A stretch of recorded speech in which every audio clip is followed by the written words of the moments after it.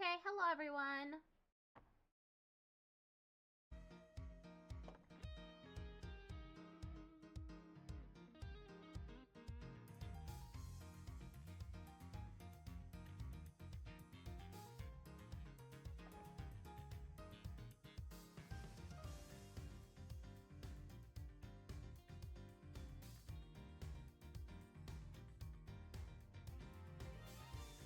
Okay.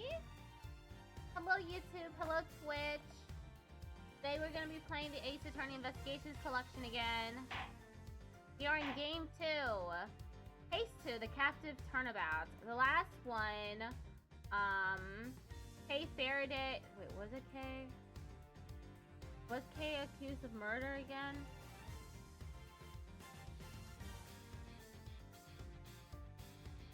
I forget, actually, who the first suspect was, but,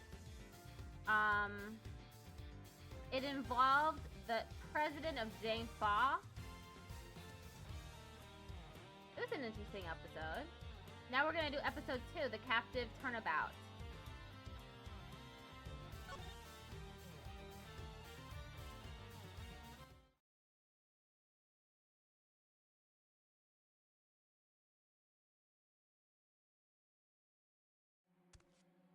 Ooh, is this a cutscene? A bell? Shadowy figure. Ooh. So this is a prison, right? Blood!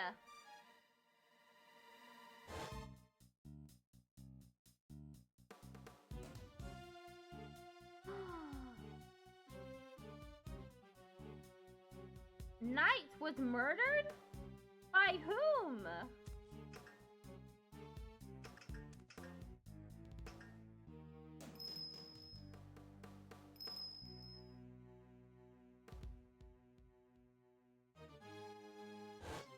By a dog.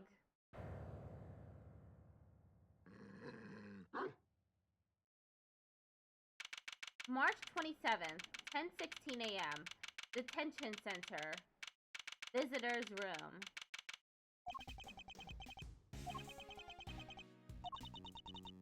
Still no sign of them, huh? Yeah. How long do they intend to keep us waiting? Now, Mr. Edgeworth. I'm sure the guard will bring him in any second now. The killing of Bastion Rook. Oh, his name was... Okay, wait. Bastion Rook was the murder victim in the last case. And Knight is the murder victim in this case. It's been 2 days since the incident at the park, and today we're paying a visit to the detention center. Our aim, of course, is to interview Bronco Knight, who has been charged with the murder. His trial is due to start tomorrow, and I am to be the prosecutor behind the bench. What's taking so long? You there, what's going on? I don't know, sir. I'll go and check. We've got a situation. It's Knight. He's been killed. What? Killed? In the detention center? Come on, Mr. Edgeworth, what are you waiting for? Right, guard, take us to the scene of the crime at once. Yes, sir. So it didn't happen in the holding cells? But surely that was where he was being held. What's the holdup? The crime scene's this way. Where are you taking us? Doesn't this door lead to... The prison proper, yes. You mean those other cells aren't part of the prison? Not exactly, no. Those are the detention center's holding cells. That's where defendants are kept while they're awaiting trial. The area beyond this door serves a rather different purpose. Yeah, it's where the people who are convicted serve out their time. I suppose you could say it's the last place a great thief should ever want to be. I've unlocked it, sir. Please follow me.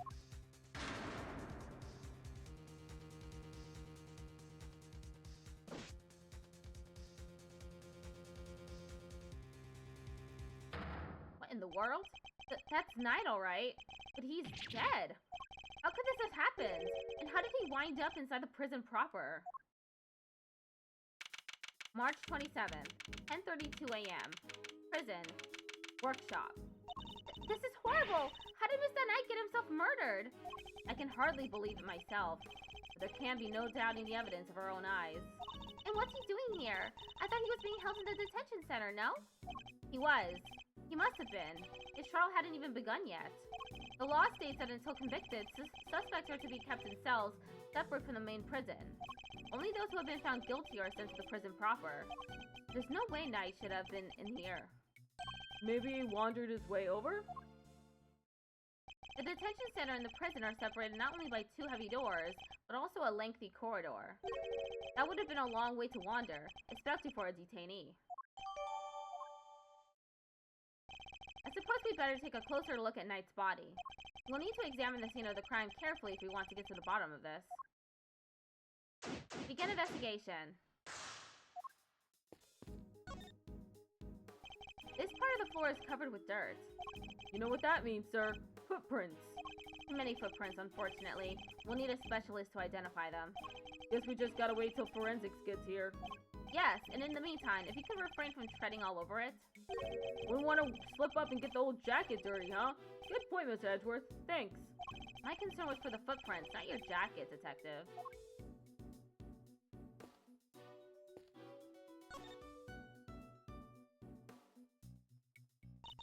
Time to inspect every suspicious-looking nook and cranny. Indeed, this area is too big to take in all at once. Fortunately, I can use RS to look further up or down. I must scour the scene and inspect anything that catches my attention. Weird having something like this in a prison, huh? A cage inside a cage? Technically, Kay, a prison isn't made up of cages, but cells. What's the difference? No offense, Mr. Edgeworth, but you've got to look at the basic nature of things more. Yes, and the basic nature of an investigation is the pursuit of accurate facts and information. Looks like a pulley of some kind. Maybe the prisoners use it for work? I suppose so, yes. Okay, so I know you're going to say no, but absolutely not, Kay. You're not permitted to swing on that rope. Ah, I knew it! I should have known you were being serious.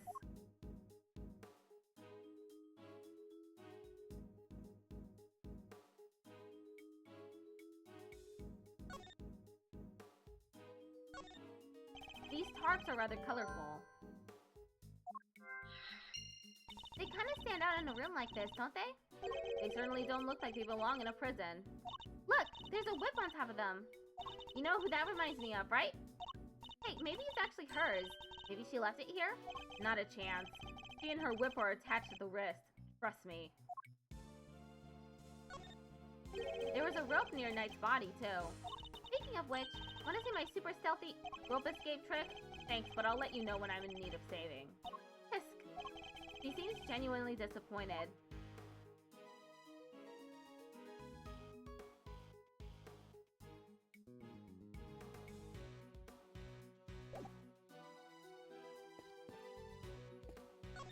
It's a sink. It doesn't seem to contain any useful clues. Nope, no whip of treasure either. You do know we're not actually looking for treasure, right? What's with all the weird equipment? I'm not sure, but I don't see anything particularly suspicious here. Smells weird though. Kinda musky, like wet fur. I didn't know you had such a keen nose. Oh, it's nothing special really, except when it comes to sniffing out treasure. Remind me to seal all my valuables away in airtight containers. No way, Mr. Edgeworth! I'd never steal any of your stuff. But you would happily steal someone else's? I'm not sure that's entirely reassuring. Oh, whoops.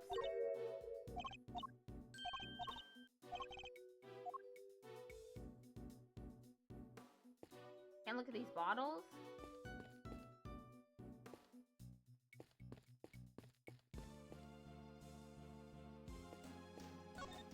These seem to be lists of prisoner reservations for this workshop. What are all these numbers, Mr. Edgeworth? Prisoner numbers, I'd imagine. I'd hate to be given a number like that.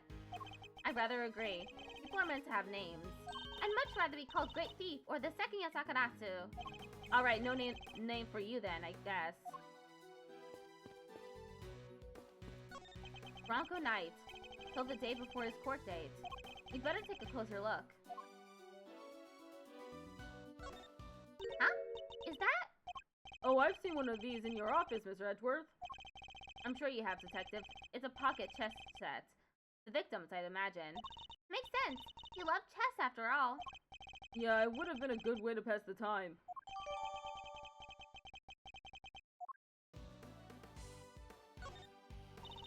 His neck brace is soaked with the blood from the hole in his neck. I would assume that's the cause of death, and that it was probably instantaneous. He wouldn't have even had the chance to cry out for help. There's a small cut on his scalp, too. Was he struck with something? Maybe he fell and hit his head after he was stabbed in the throat? It's possible, but it's too early to say with any certainty. Hey, you have your camera with you, correct? Could you lend it to the detective so that he can photograph the body? Sure thing. All yours, Gummy. Thanks. Alright, here we go. His clothes sure are a mess though, huh? Indeed. They appear to be covered in dirt. Killed instantly by a stab wound to the throat, the body is covered in dirt. There's also a small cut in his scalp from when he suffered a blow to the head. Guess he's like me when it comes to laundry. It would be a grave error to think that anybody else could be quite like you, Detective. A rubber glove. Yep, just the one though. I should examine it in more detail. There's mud all over it. Maybe the prisoners were making mud pies? Wish I could have joined them. I love making mud pies. Not anywhere near my crime scene, you're not.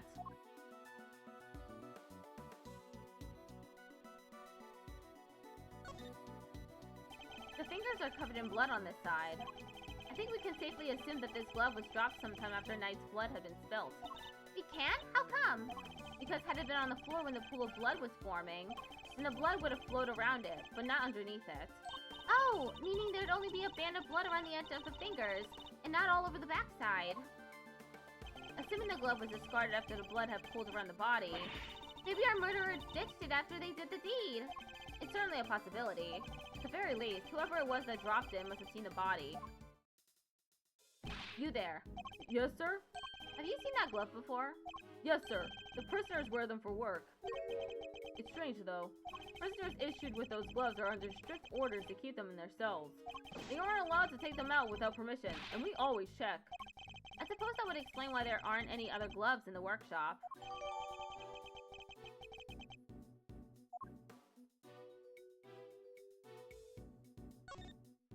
The body is partially covered by a dirt-stained tarp. And there's a rope on top of it. Was Knight tied up with the rope somehow? We should take a look under the sheet as well. Ack! Look at all that red stuff! Yes, I'd say that's blood. You should keep looking around. There's bound to be more secrets to uncover. I'm sure of it.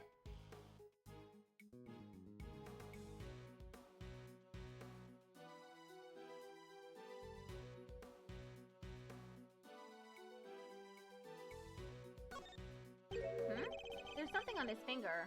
Let's take a closer look, Mr. Edgeworth. It's a ring, and an expensive-looking one at that. Don't even think about it, Kay. What? I didn't say anything.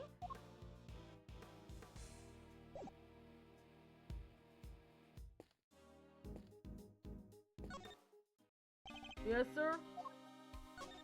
Arrested for murder on the afternoon of the 25th and killed on the morning of the 27th. Talk about instant karma. Never would have thought our perp would turn into a victim himself, though. Yes, I don't like this at all. You don't think it was that ice cream guy, do you, sir? Knight had seen his face, right? Maybe he couldn't afford to let him live. Kelly the killer, you mean? No, if this were his doing, he would surely have left a calling card. And besides, Knight isn't the only one who knows what he looks like. We do, too. Well, yeah. And I guess we're still alive, so... Still, this is a high-security facility. I just don't understand how it was even possible. Guess it makes sense having the detention center and the prison in the same building. It means they can share the visitor's room. Indeed. It's an unusual design, but it's certainly convenient for anyone visiting. Yeah, but then why have two different areas in the first place? For the two different classes of detainees, of course. Those pre-trial and those post-trial. The two facilities may be housed in the same building in this case, but they are actually quite different. Well, all I know is that they're both cramped and dark, and don't let you leave when you want. Perhaps spending a night in each would help clarify the differences between them. No, I'm good, thanks.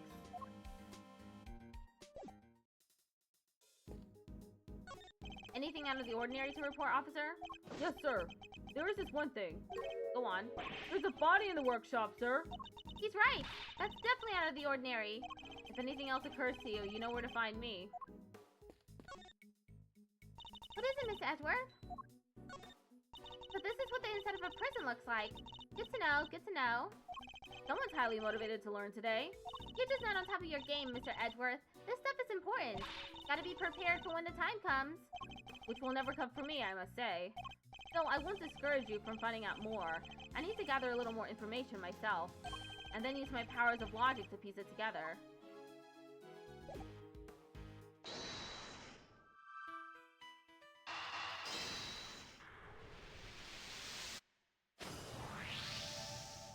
These tarps have a pretty distinctive design. In fact, it's the same design as the bloody tarp around Mr. Knight's body. Yes, you took the words right out of my mouth. That'll teach you to be so careless, Mr. Edgeworth. You need to keep your treasures close when there's a great thief around. I thought you were on sabbatical.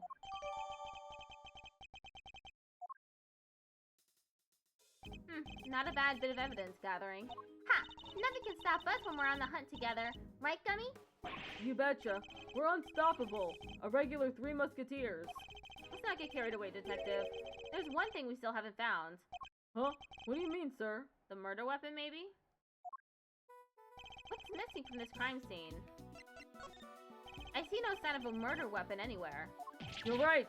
I didn't even think of that. Come now, Detective. These are basic investigative principles we're talking about here. Yeah, I guess. Sorry, sir. Don't worry, Gummy. It hadn't crossed my mind either. A fact that hardly puts my mind at ease, Kay. Items that could prove even potentially lethal are strictly controlled within a prison. After all, we wouldn't want the inmates getting their hands on them, would we? Which means acquiring a murder weapon would be hard enough, let alone leaving the scene with one. Oh yeah! Nice thinking, Mr. Edgeworth! What was the murder weapon? And where has it gone? The answers to these questions may be the keys to figuring out what happened here. Oh, didn't know the guy had a whole entourage. Excuse-moi, but this is the scene of the crime, right? Wait a second. Are you? No way. Those piercing eyes. That furrowed brow. Mr. Fender. It has been far too long. I know, right? But even after all this time, I'd know that deep bow anywhere. And that neckwear. Ops. Manfred von Karma. The man, the legend. Gotta say, I didn't expect to see you here. What are you talking about, pal? This is Mr. Edgeworth, not that old geezer. Detective, please. Edgeworth? Wow! Guess that explains the fresh face. Can't blame a guy for mixing you two up, though. You're the spitting image of the old devil in his day. I see you haven't changed. How many years has it been? Man, good question. Who's counting, eh? Been away traveling so long I lost track. You know how it is. You know what I do remember? Betraying everything you were supposed to stand for. Wow, where did that come from? And who are you, anyway? This is Eddie Fender. He's a defense attorney. Enchanté, as they say. Fender's the name, and defending's the game. I'm a bit of an ace attorney. Detective Dick Gumshoe. And I'm Kay Faraday, great thief. I'm on sabbatical at the moment, though. A great thief? Wow, that's so romantic. Slash chic, if you will. Right? It's nice to finally meet someone who gets it. I'm looking to expand the franchise, actually. I even made signing up super simple. Sounds awesome. I'd love to come hang with you guys if you'll have me. Sorry, I should have also mentioned that it's girls only. And they have to be super fun and super cool, and... Hey, I totally get it. No hard feelings, yeah? Come on, bring it in. You've got to be kidding. My bad, my bad. I'm just so used to how they do things elsewhere, you know? Ahem. And why are you here, Mr. Fender? Whoops, almost forgot this is your scene. Keeping the defense out is strategy number 1 in the Von Karma playbook, after all, isn't it? Hey, quit it with all the Von Karma stuff, pal. What gives? Hold it! Detective! Calm yourself. His attitude is, unfortunately, understandable. It is? I take it you are Mr. Knight's attorney? Guilty as charged, Your Honor. Well, I was supposed to be anyway. So he was planning to represent Knight. If his client had been murdered, he and I would have faced off against each other in court. I'd better see what he has to say for himself.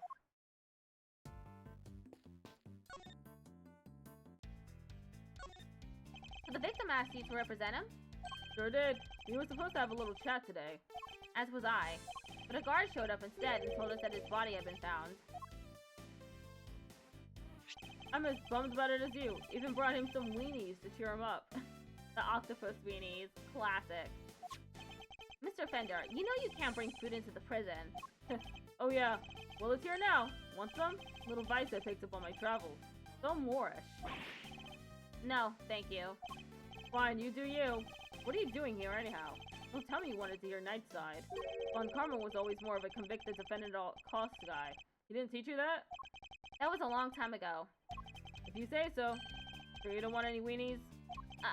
No, thank you. Have you met with your client previously?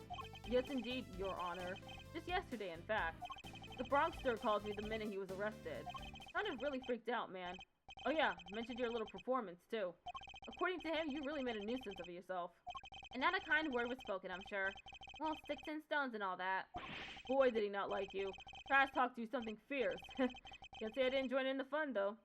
Fun? How dare you, Mr. Fender? Line up, kid. I'm kind of a fixture in the visitor's room here. And I don't think I ever had that much of a gas.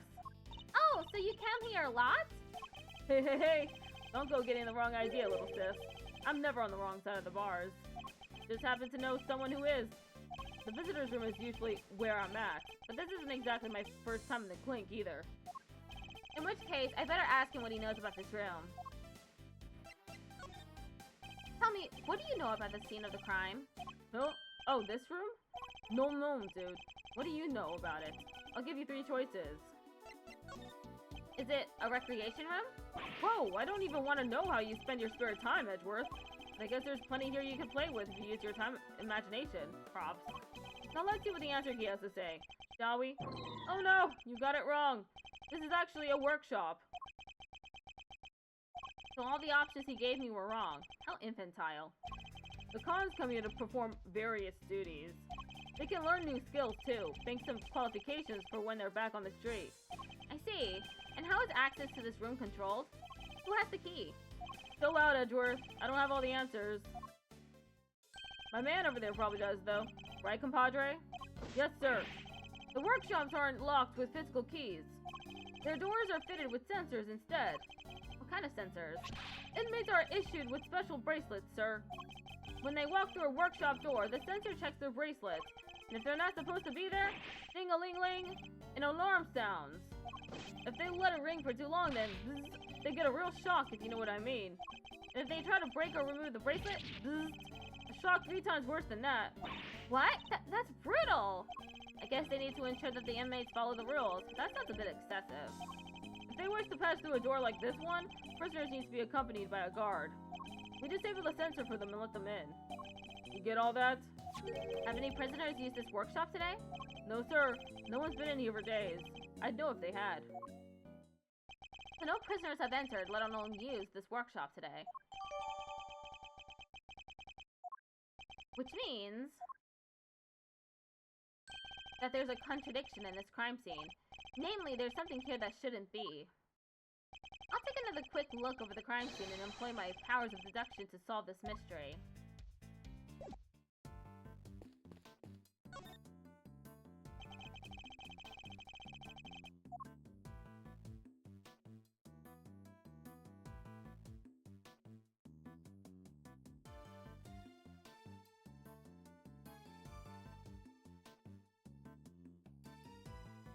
Oh, deduce. My bad.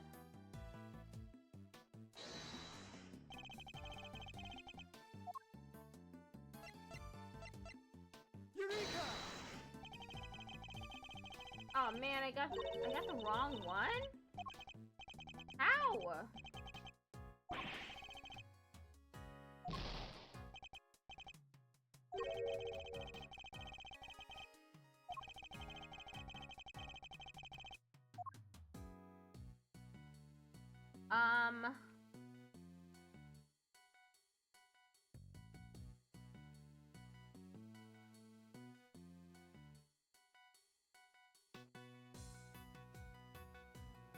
Maybe it's the whole body?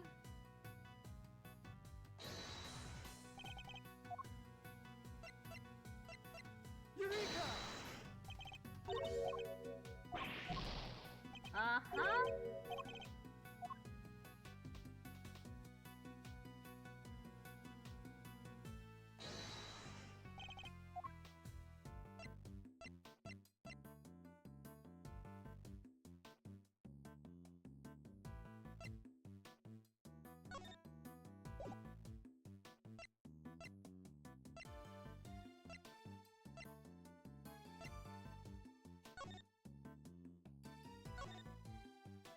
Come on, come on, come on!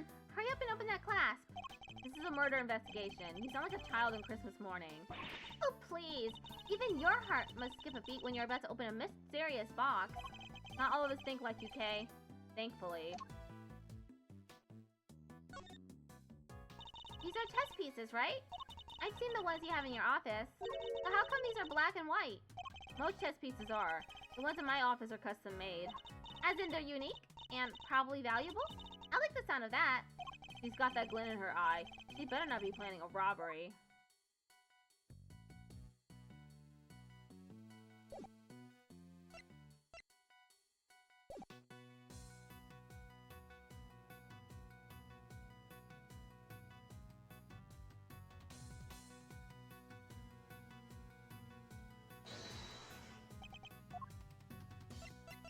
Eureka!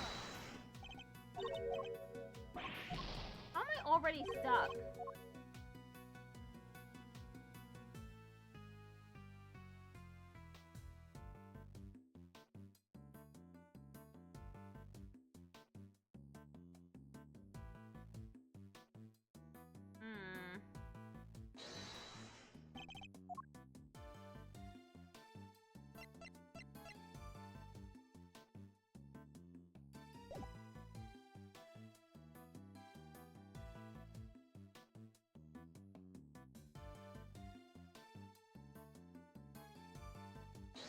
There's something here that shouldn't be here.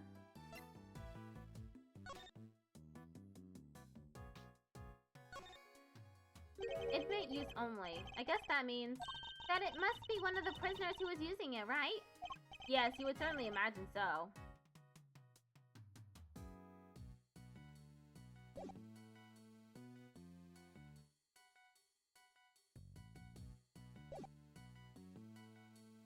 Is it the mud? Eureka!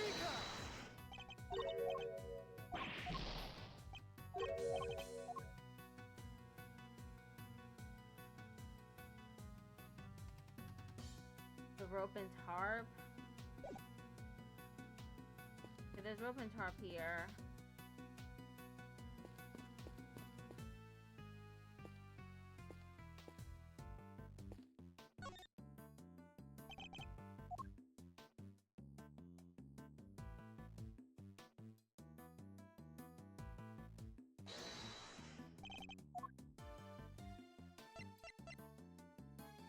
Eureka! There's something present at this crime scene that shouldn't be here.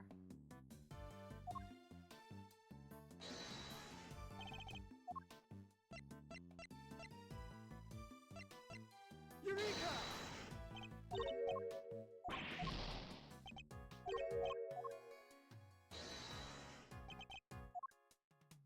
Eureka!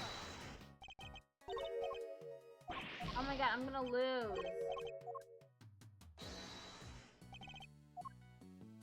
Eureka!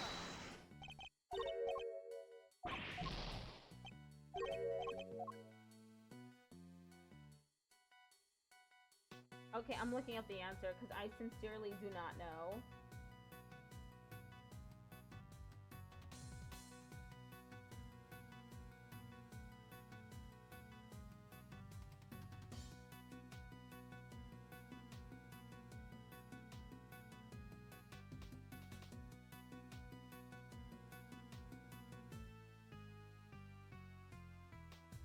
It was a rubber glove. I had the right evidence. Eureka! Prisoners aren't able to come and go from this workshop as they please. The door sensor would detect their foot bracelets, and the alarm would sound. What's more, according to the guard, no prisoners were authorized to be in this room at all today. And yet, here we have a rubber glove of the kind we issued to inmates. This is a clear contradiction. So where did the glove come from, sir? I don't know, Detective. Not yet, anyway. All I know for now is that the glove is a valuable piece of evidence. Investigation complete.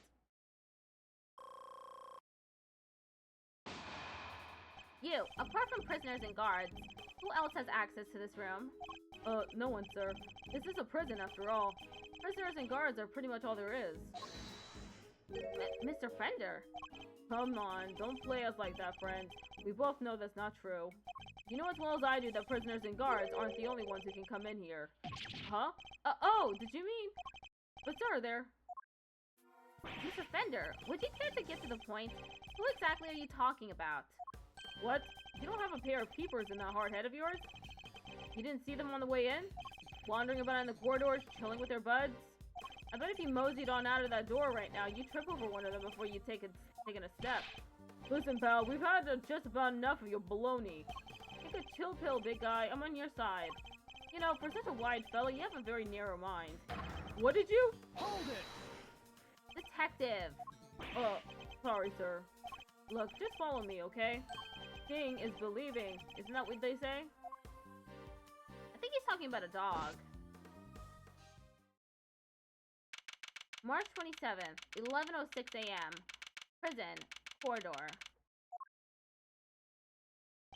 This is no ordinary slammer. Here the humans share their space with some special friends. Animals? Yep, bird and feathered fellas of all shapes and sizes. Guard filled me in on how it came about. Seems they decided to try a little experiment in animal therapy a few years back. The cons are assigned a critter each, a buddy to help keep their spirits up. Really? Wow, that sounds like so much fun!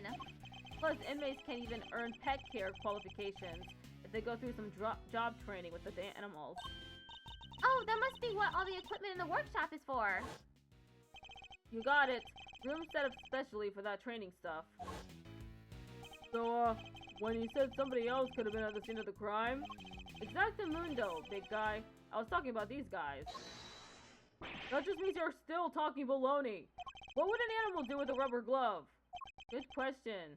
All I'm saying is that it was possible. The rest is Mr. Prosecutor's problem. Mr. Edwards, sir, if you want me to arrest this piece of baloney, just say the word. Let me get this straight. Are you saying these animals can wander freely around the prison? You know those sensors on the doors? They detect the prisoner's bracelets and sound the alarm when somebody goes a walkabout. Well, for our furry friends, it's the other way around. They're fitted with microchips that open doors right up. They are? Uh-huh. They're implanted just under the skin around the shoulders. Big needle, quick jab, and voila! What? Doesn't it hurt? Nope, they don't feel a thing. That's what they tell me anyway. Now, where was I? Oh, right. So the point is, they're not the baddies here, so there's no reason to punish them. It's ironic, really. Here in this institution where the animals are caged, the animals are free to roam to their heart's content. They're not completely free, though. They can't leave the prison proper, for one thing. No sensor on that big mother of a door out, you see. Oh. What's that tinkling sound? Sir?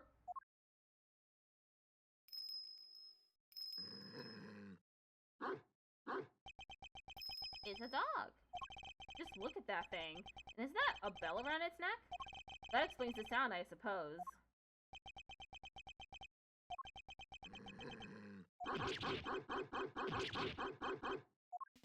Mr. Edgeworth, were you seriously trying to stare it down? I refuse to lose to a dog. Not for nothing, sir, but your dog handling skills could use some work. Leave it to a pro. I know how to treat him right. Come on now, come to Gummy.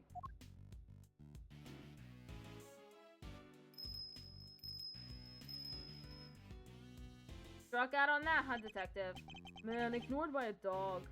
That dog was certainly very different to the other animals. And it seemed to have a real thing against me, and only me. Alrighty then, you've met the menagerie. What's next? Guess we better interview some witnesses, right, sir? Indeed. We need more information regarding what was happening on the time the body was found. Then let's start with that guy. Hey, you there in that cell.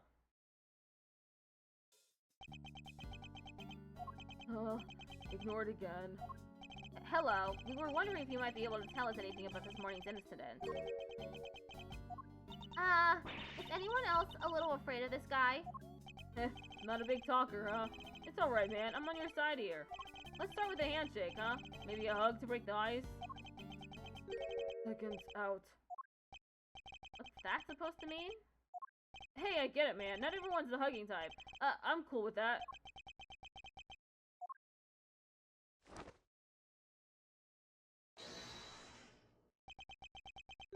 Round 1. 10 reps each. What is this man up to? I'd better see what he has to say for himself. Your name? From the blue corner is Rocco D259, Parcerado. Don't mind if I keep moving, do ya, boss? Ryder can't let his heart rate drop, see? It doesn't look like there's any danger of that. Don't you worry you'll lose too much weight doing all that. Gotta make weight before a fight, boss. Won't even make it into the ring if you don't. So you're... Wait, I get it. You gotta be a boxer, right? Was back in the day, but it's good to stay fighting fit. Leastways, that's how I see it. So is the bear part of your training too? Looks kind of like an apron. It's so cute. Ain't nothing cute about Teddy. It's my partner, see? This here polar bear keeps me on my toes. You seem to have loosened up a little. Now's my chance. Where were you and Teddy at the time of the incident? Come on, boss. I ain't no stoolie, and I don't know nothing no-how. I'll be the judge of that. Please answer the question.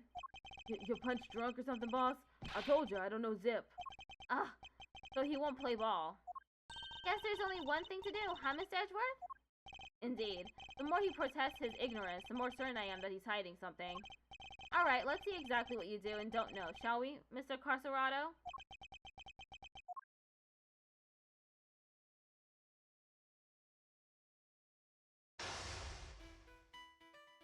Now, let us analyze the state of play. He adopts a boxing stance when he's on high alert. My guess is that things won't go well if I push too hard at such moments. When my opponent's on the offensive, I should remain calm and bide my time. He's bound to reveal an opening eventually, which is when I'll pounce. First, let's see if our friend here knows anything about the incident. I'll start by asking about his movements, and bring this fight to an end before he knows what hit him. Mind chess. Commence. Why don't you start by telling me what you've done today? You will answer me, Mr. Carcerado. What? You want a shot at the champ, is that it? Then put him up, pal. Throwing in the towel already? That's gotta be a record. Fisticuffs is hardly my style, but I'm more than happy to take you on in a game of chess. Incidentally, don't you get tired ducking and diving like that all the time? You think I don't got the stamina, kid? Ooh, just you try me. Haven't you noticed yet? You're backed into a corner here. Get a load of this guy, Teddy. Thinks he's got the champ on the back foot. Guess I better knock some sense into him. Curses, I should have picked my words more wisely. He tends to adopt a boxing stance when he's rearing for a fight. I should bide my time in such moments and aim to strike when he drops his guard.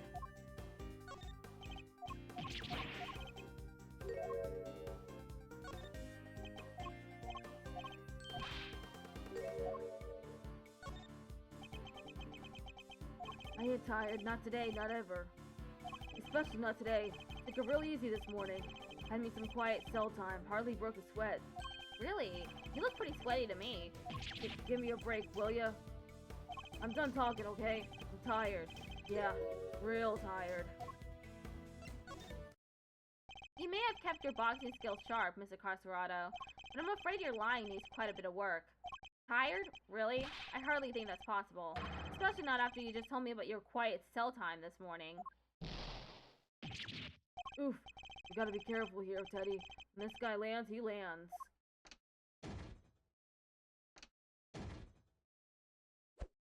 He's hiding something, I'm sure of it. I should try asking him about what was happening at the time of the incident, both in and outside his cell. I will need to use my fists in this next round. No, I'll deliver this knockout using carefully chosen words alone. Do you remember what you were doing at the time of the incident? I was, catching some Z's. We both was. The incident happened only a short while ago. You seem wide awake, all things considered.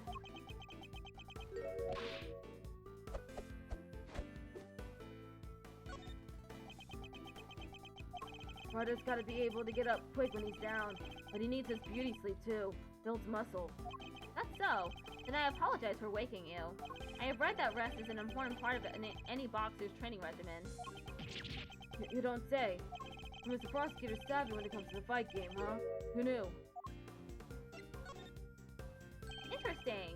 How do you know I'm a prosecutor? I don't remember telling you. You've been eavesdropping, haven't you? You've been listening to every word we said out here in the corridor, which means you weren't asleep and that you are lying again. You're good, kid. Caught me clean with that one. Alright, I admit it. I wasn't catching those Z's. But what? Guy can't work out in his cell no more without lawyers getting involved? Or is a man taking care of himself a crime now? The fact that we now know he was awake is an important development. It could well prove to be a useful clue. Did you notice anything strange around the time of the incident?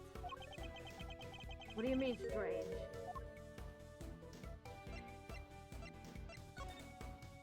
Haven't you noticed yet?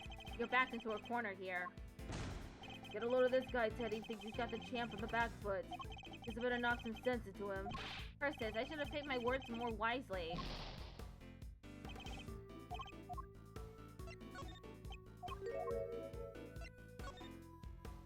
Answer the question. Tell me what was going on around that time. Wish I could help you, boss. But I was asleep. We both was. Time to deploy my clue. Enough of your barefaced lies. You weren't asleep, you were exercising. You told me as much yourself. Oof. The counterpunch, huh? Should have seen that one coming. It seems I have you on the ropes, Mr. Carcerado. It's time to come clean about what you know.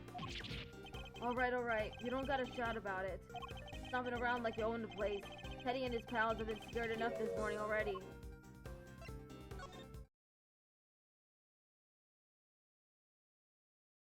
You've done well to endure this long, but I fear you'll soon be out for the count. You say the animals have been scared enough already, which implies something happened here earlier. Well, what was it, Mr. Carcerado? Quit it, will ya? I'm getting shellacked here. Fine. Somebody yelled, okay? Real loud, real scared. Got all the little guys scared, too. Yeah, laugh it up, Mr. Big Shot Lawyer. Let me see you do the same thing in the ring. Checkmate.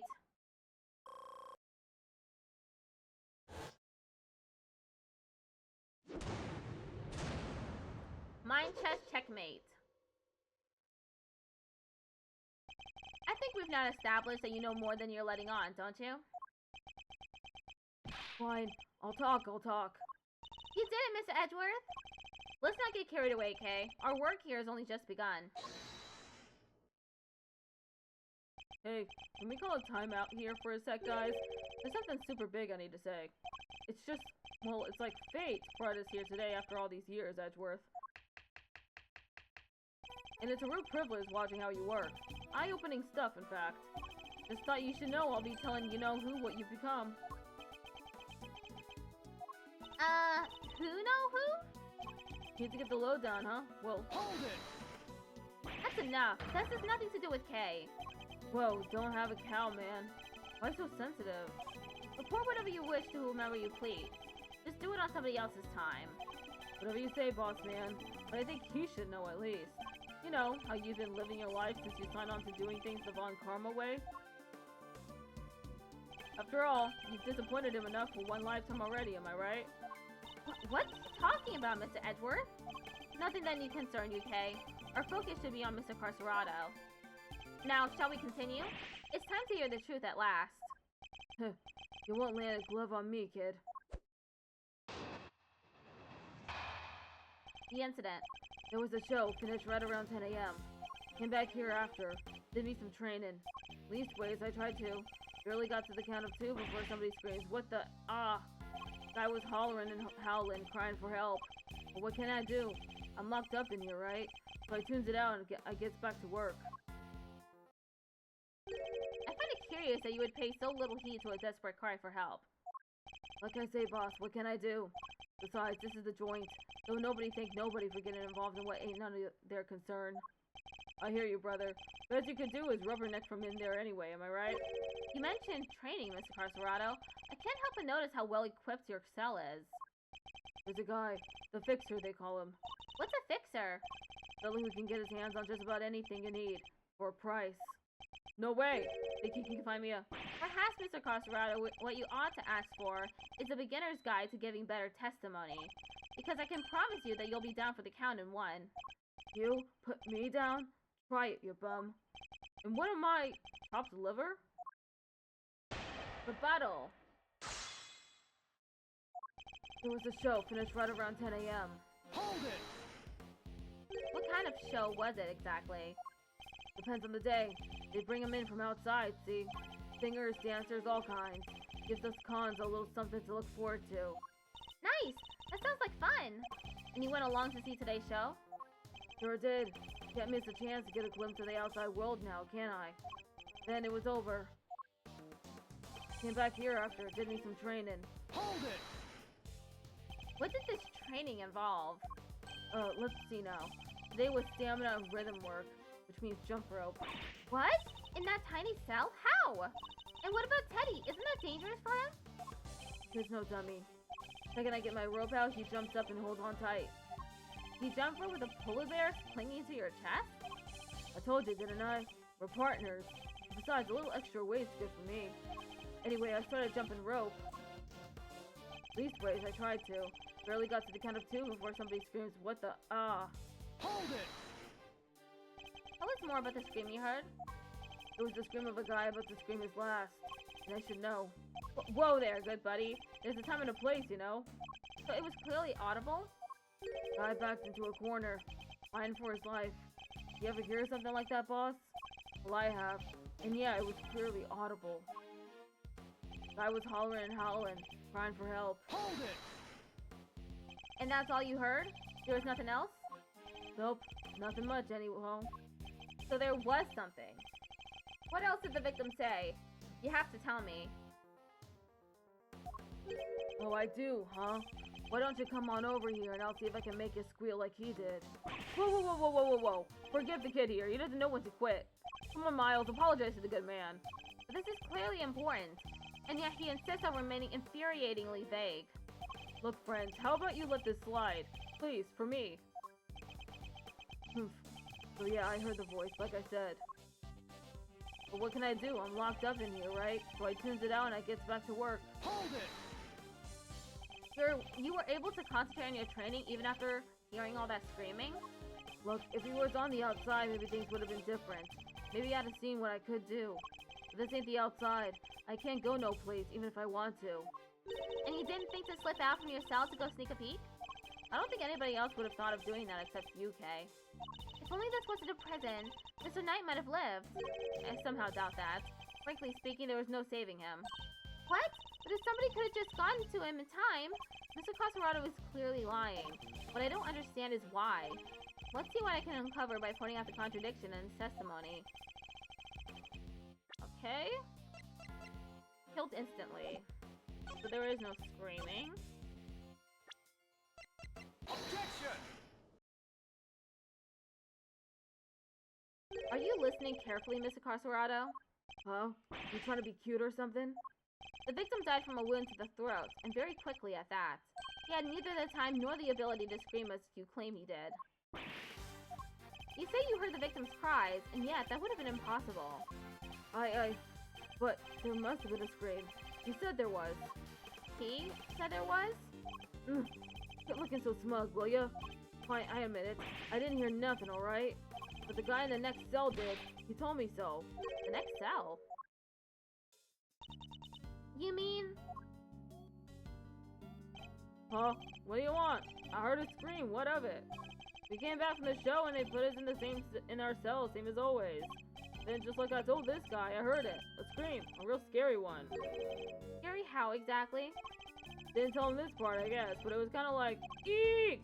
Someone, anyone, come quickly! He's... something like that. Well, I guess it's safe to say that probably wasn't the victim.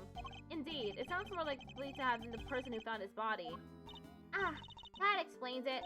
Mr. Costerado was telling the truth, more or less. Not really the case, though. Are there really no problems now with his testimony?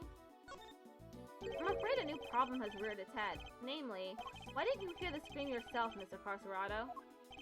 Yeah, what gives, pal? How come you didn't hear anything when your neighbor heard it clear as day? Arrgh! Eek! What do you think I did? The crime or something, huh? From inside of this here cell? Guy died over in the workshop in case you forgot. Well, yeah, it does seem a little weird now that you mention it. He's right. Neither of us could have done it. Because let me tell you, if I could get out of this here cage and murder somebody, you'd all be toast. Eek! Ain't that the truth? You bums ain't leaving this place in one piece if any of us can help it. I almost forgot that these men are hardened criminals. Well, I won't be doing that again anytime soon. I'm guessing this wasn't how you saw this going, Edgeworth? What's my next move here? I won't get much more out of them in this state. Overruled. Who's there?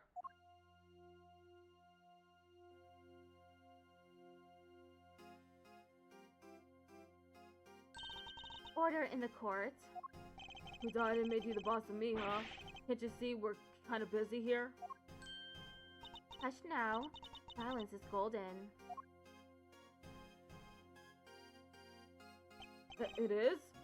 Your hand, if you please. By the power vested in me, I hereby sentence you to blissful silence. Praise be, a simple life awaits you. No money, no possessions. May the goddess of justice watch over you, now and always. Guard, if you would. Looks like you'll be spending the night in solitary, buddy. What? Come on, please, boss. Any place but there. There is no need to be afraid, my child. If anything, you should rejoice. This is a blessing, a chance to redeem yourself, to be reborn. No! Hello! Worder Cat just raided with 4 viewers. Thank you for the raid, Worder Cat. How you doing? What were you up to? Hello, Raiders. I'm Melody Wisp. I am an accessibility provider. I do captioning. And today I'm playing the Ace Attorney Investigation Collection. I'm on Game 2, Case 2. Doing good. I was getting taught GGST. What's GGST?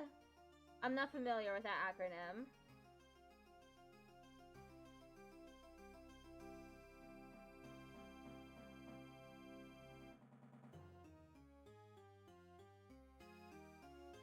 Guilty Gear Strive. Oh, okay. That's a fighting game, right?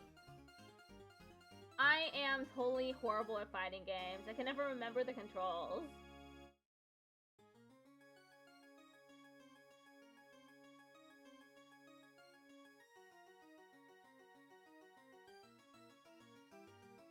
So, today we're investigating a murder that occurred in a prison. My first fighting game outside of Smash. I'm also horrible at Smash. I played it once with my spouse, and I kept falling off the stage. It was really funny to me, but he was really frustrated. Because he couldn't understand how I could be so bad at the game.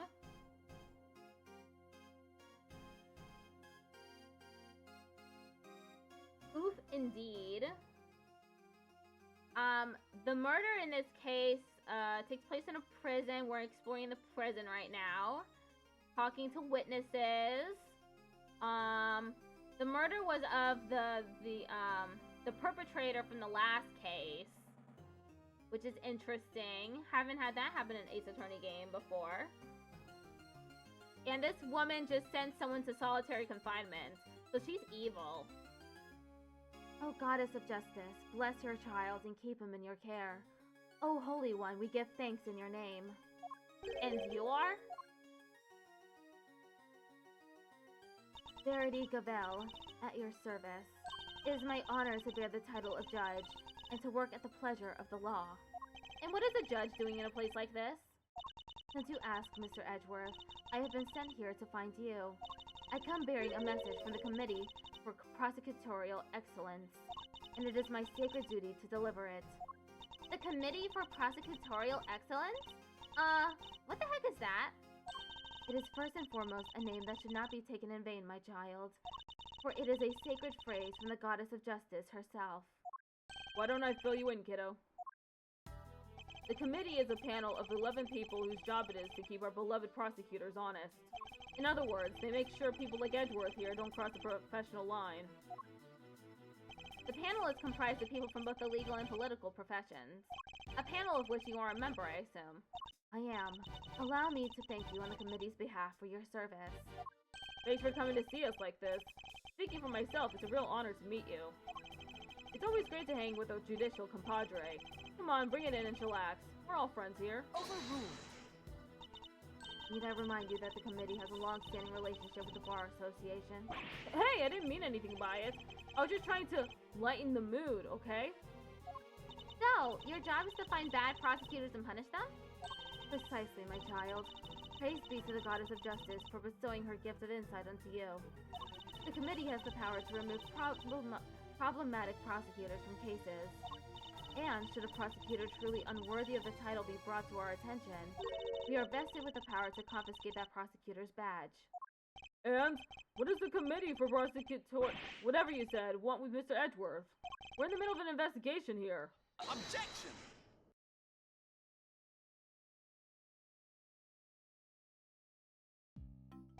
Pitiful! You really don't know, do you? What an ignoramus. And who are you, pal? Winner, Eustace Winner, prosecutor extraordinaire. Though you might know me as just the Winner, a name they call me down at the prosecutor's office. With great affection, I might add. I have never heard of you. And how about Detective Flatfoot over there? Nope. Name means nothing to me. Well, it's to be expected of an ignoramus, I suppose. Ignorance is sweet, as they say, so I'm sure most things mean sweet nothings to you. Ignorance is bliss, Winner, and I don't think sweet nothings means what you think it means. It is entirely natural that you aren't yet acquainted. Eustace only joined us last month. Oh, he's nothing but a rookie? I'm not just any rookie, I am a winning rookie, which he will prove himself to be in due time. Now let's cut to the chase. I'm here to clean up your mess, Edgeworth.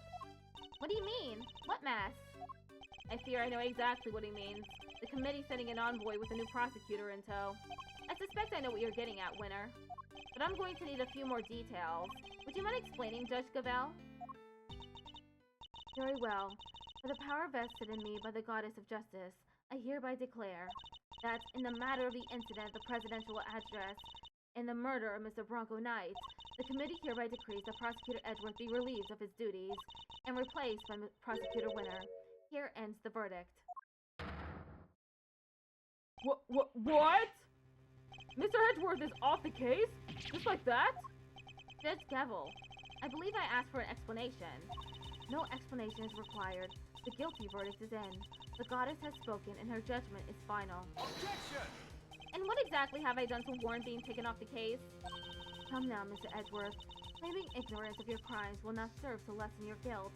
You boarded the presidential plane, violating the principle of extraterritoriality. And while there, you performed an unsanctioned investigation and subjected a visiting foreign leader to questioning. You were one wrong move away from causing a major international incident.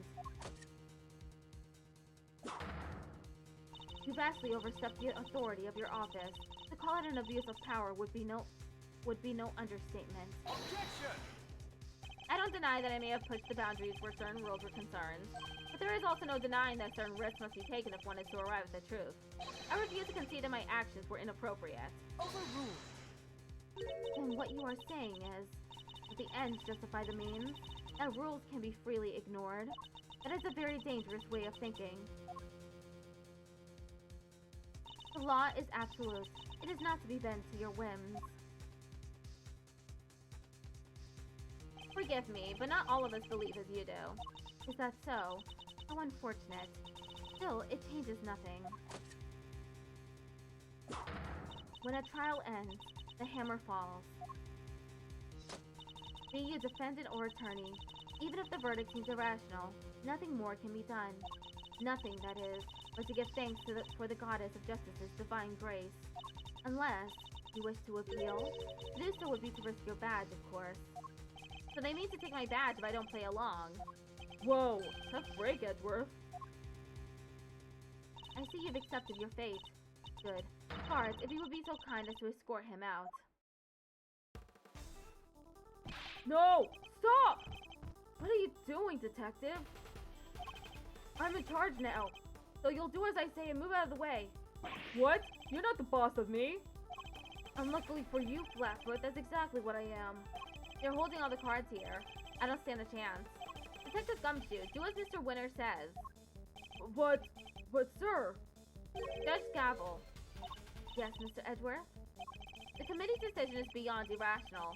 So yes, I do plan to appeal. You haven't heard the last of this. Duly noted. Until we meet again, then.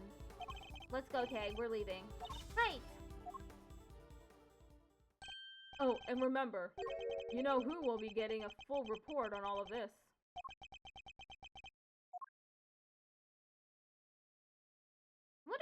Blah, blah, blah. I wonder who you know who is.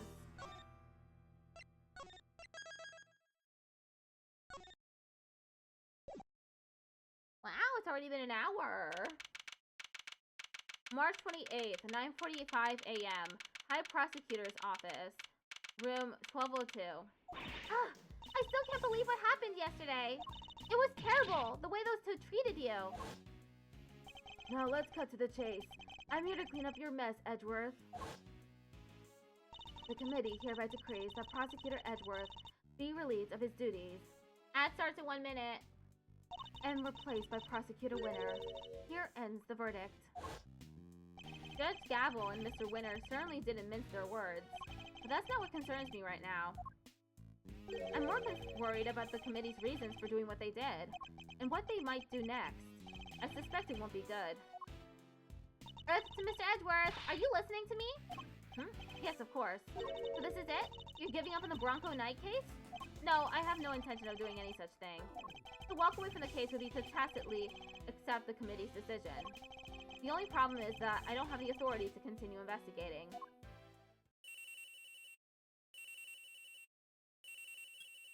Yes? What is it, Detective? I've got some bad news, sir. Word down at the precinct is they just arrested somebody for Knight's murder. What? Do you know who it is? No, but I heard they're being held in the detention center. Maybe you could go talk to whoever it is? Good idea. Let's get down there, Mr. Edgeworth. Even without the authority to investigate, surely I can still pay a suspect an innocent visit. Okay, be right back. Ad break starts soon.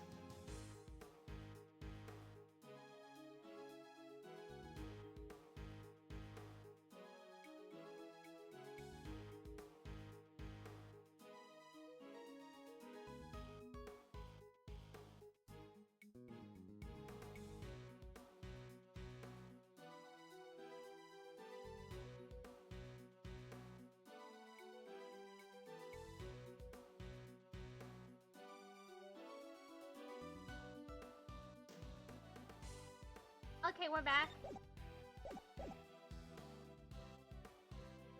Alright, we're on our way. Me too. I'll see you there, sir. Won't you be missed, Detective? Nah, everyone's busy in the prison going over the crime scene anyway. Good, then we'll see you shortly. Yes, sir. Come on, Kay, let's go. You got it! March 28th, 10:23 a.m. Detention Center. Visitors room. Still no sign of them, huh? Indeed. Wait, this is just like last time! Please don't tempt fate like that. No, I can't. I just can't. Sure you can. I told you. It's just a pair of visitors. Sounds like someone really doesn't want to see us. No. Just talk with them, please. But one of them's a prosecutor, right? Aren't they all super scary? All they do is stare at you, right into your soul. Ah, you must be the suspect in the... Eek! See? I told you. Okay, why is this man so flustered? Probably because you're being you, but I guess that's just how you are. Thanks for clearing up absolutely nothing. I think she cleared it up pretty well, actually. Hey, Mr. Suspect, you doing okay in there? We just want to have a little chat with you. No biggie, right? Who are you? I'm Kay Faraday, Mr. Edgeworth's trusty sidekick. It's just a part-time gig I'm doing while I take a break from my real job, though. Funny, I don't recall ever employing you. And that's Mr. Edgeworth. He is a prosecutor, but he's not going to stare his hole into your soul or anything. Oh, please. Really? Really? Eek! Anyway, can you first please tell us your name? It's Saint. Simeon Saint. Well, nice to meet you, Simeon. You can call me Kay. Everybody else does. Everyone else does. Prosecutor Miles Edgeworth. I would like to ask you a few questions, if I may. Please, Simeon. We're trying to help you, I promise. Really? Sigh. Thanks to Kay, it sounds like we might finally get some answers, at least. Perhaps you could start by telling us a little about yourself? Me? Well, why would anyone want to know anything about me? I'm boring. I'm nothing. I'm a nobody. Do you have a job? Oh, well, it's hardly worth mentioning, really. I'm your average corporate pencil pusher. Like everybody else. Honest. This is going to take a while. About you and Mr. Knight. And just when I thought we were making progress. Okay. So, Simeon, did you know Mr. Knight? Come on, you can tell me. Bronco? Yeah, I knew him. We were friends. Interesting. I wonder if he knew that Knight had been arrested. And, did you know Mr. Knight had been arrested? Yeah, I even came to visit him. You came to see Knight? I wonder when that would have been. And when was that, Simeon? It was the day before yesterday, around lunchtime. I came as soon as I got the call from the cops. The police called him. Why? How come the police called you? They said Bronco asked them to, that he needed a favor. A favor? Uh-huh. He wanted me to bring him his chess set, the pocket-sized one. So I went by his place and then I came here. A chess set? A chess set? Is it just me, or is she getting better at stealing my thoughts? He definitely is. You do know everything you think is written all over your face, right, Mr. Edgeworth? Yeah, I'm not a mind reader, just an expression reader. Amazing, right? Don't you just love having a sidekick as helpful as me? And have you read what my next move is going to be? I sure have. There's something you want to show Simeon. Indeed, let's present it to him and see what he has to say about it. So this chess set. Oh, that's the one I brought for Bronco. Well, that settles that, at least. We, found it next to Mr. Knight. He always had to have a chessboard somewhere nearby. I'm not surprised he had it with him when he... Simeon, you and Mr. Knight, you were very close, weren't you? Yeah, we were best friends. At least, I thought we were. But I guess I was wrong about that. What do you mean? If I knew him so well, why was it such a shock for me to find out he had killed someone? It's not easy discovering that someone you're close to has committed a terrible crime. It's a very bitter pill to swallow indeed. How could it all end like this? I could never have imagined something so awful. Something's not right here, Miss Edgeworth. There's just no way Simeon murdered Mr. Knight. Yes, he certainly doesn't seem to have an obvious motive. And again, he wouldn't have been arrested for no reason either. I wonder what grounds they had for doing so. Why were you arrested, Mr. Saint? I just don't get it. Why wouldn't he talk to me? I don't know. Honestly, I don't. Whoa, he answered you, Mr. Edgeworth. I guess he's not scared of you anymore. Thank goodness for small miracles. The cops burst into my house this morning out of nowhere. And before I knew it, I was here. These policemen. Was there a prosecutor with them? Jazz Adele Games just redeemed Hydrate. Thank you for redeeming Hydrate.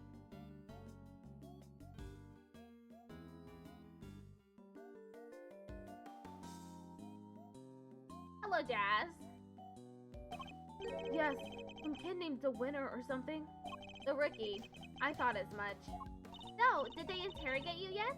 What? I'm going to be interrogated? By the cops? Well, yeah. I mean, you've been arrested. You're a suspect now. No. Won't the detective shout at me and threaten me? Oh, there are always these hulking guys, right? Who get in your face and force you to... Detective Dick Gumshoe, reporting for duty. Eek! See? I told you! Please don't hurt me. Please don't crush me with those huge arms.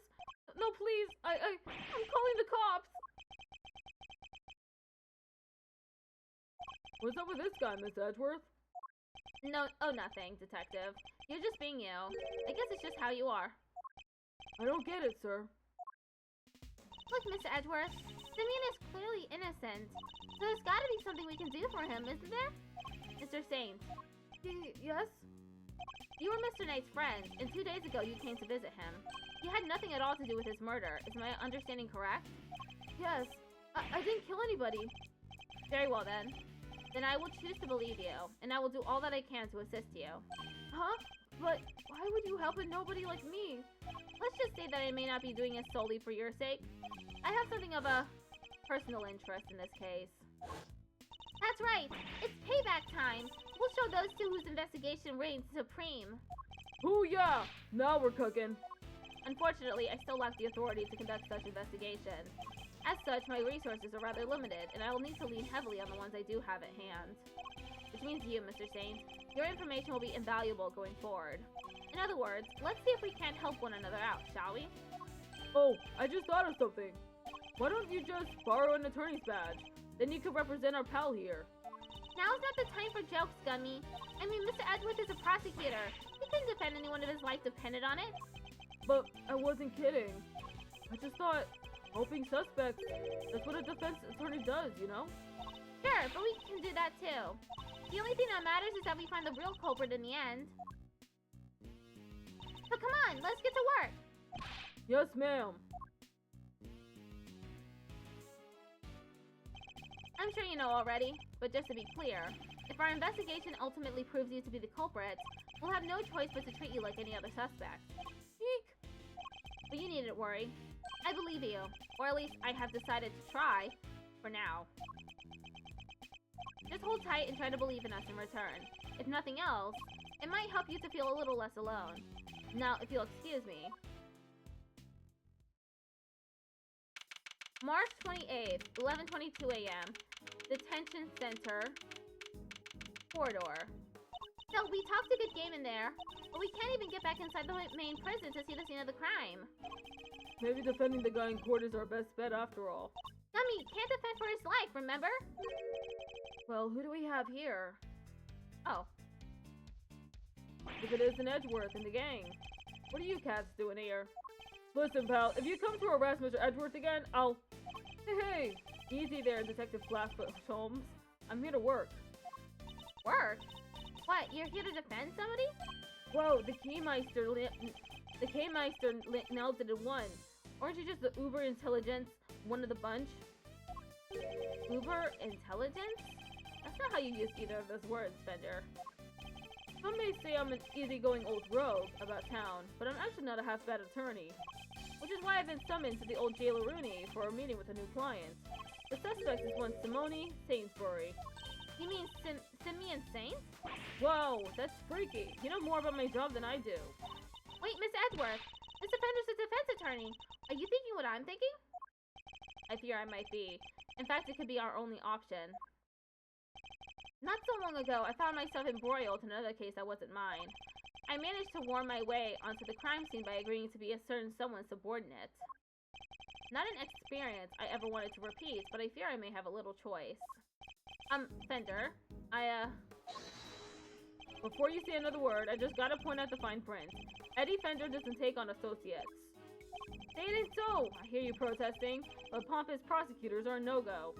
Especially those of the Von Karma variety. I should have known he wouldn't forgive me that easily. I understand why you wouldn't want to work with someone like me.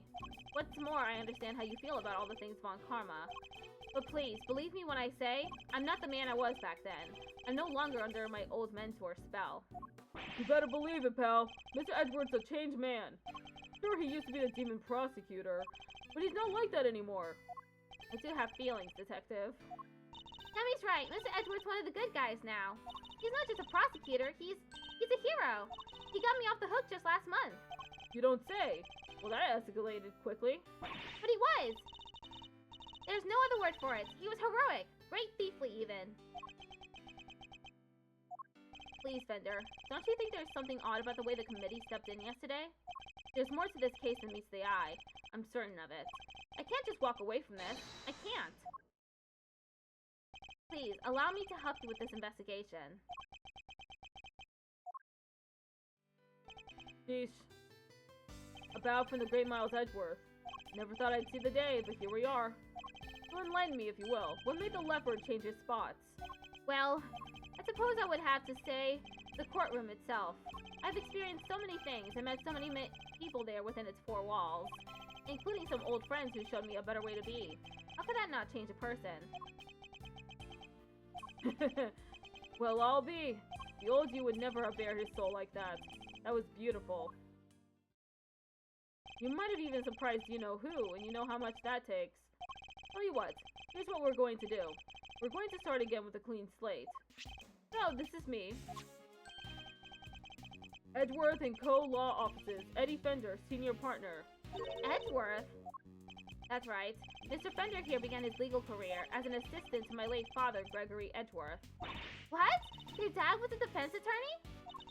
So, the you-know-who Mr. Fender keeps talking about is... The clever Keymeister nails it in one yet again. That's right, I was talking about his old man. Guess you all noticed I kept his name over the door, so to speak. Least I could do for old Gregory, really. Listen, Edgeworth. Miles. I'm going to level with you here. I don't trust you. Not fully, anyway. I can't just forget about all those years you spent licking Von Karma's boots, you know? Anyone can say they've changed. I'm going to need you to prove it.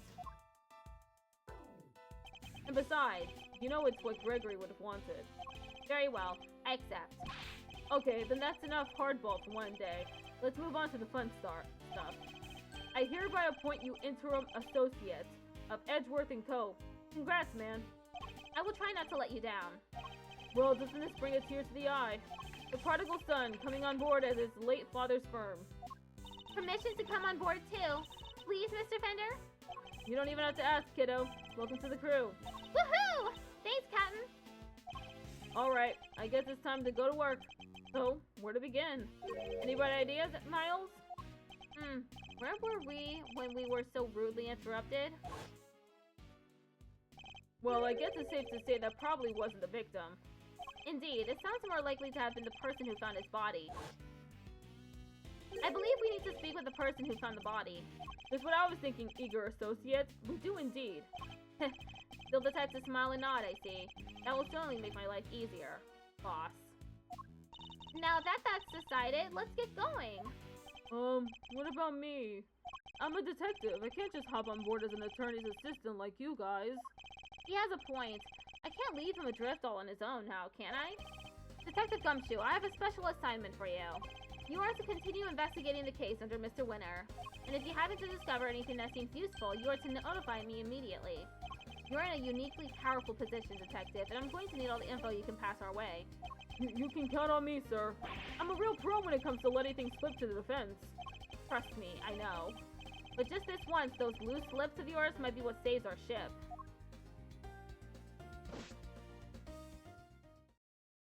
Throw wide the prison gates, good sirs, because here we come. March 28th, 11:50 a.m. Prison. Corridor. So any idea how we track down whoever found the Bronxter's body, Miles? I think our best bet would be to simply ask around. Oh, don't you dare. Oh. Okay. Is that a real fox?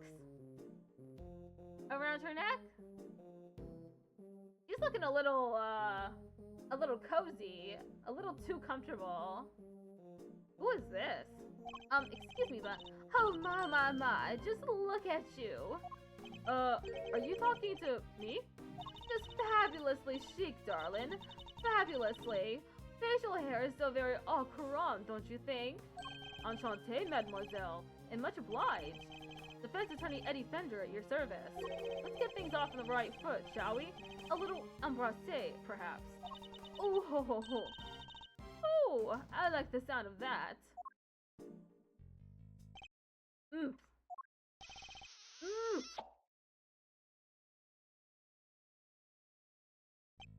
Right on the kisser. Well, how else does one greet a new friend, A little smooch is entirely de rigueur, don't you think? Wow, talk about stealing a kiss. Indeed, an act so shameless, it puts even great thieves to shame. Physical contact is so very important as a form of expression for our little family. Everyone in this lovely home will tell you as much.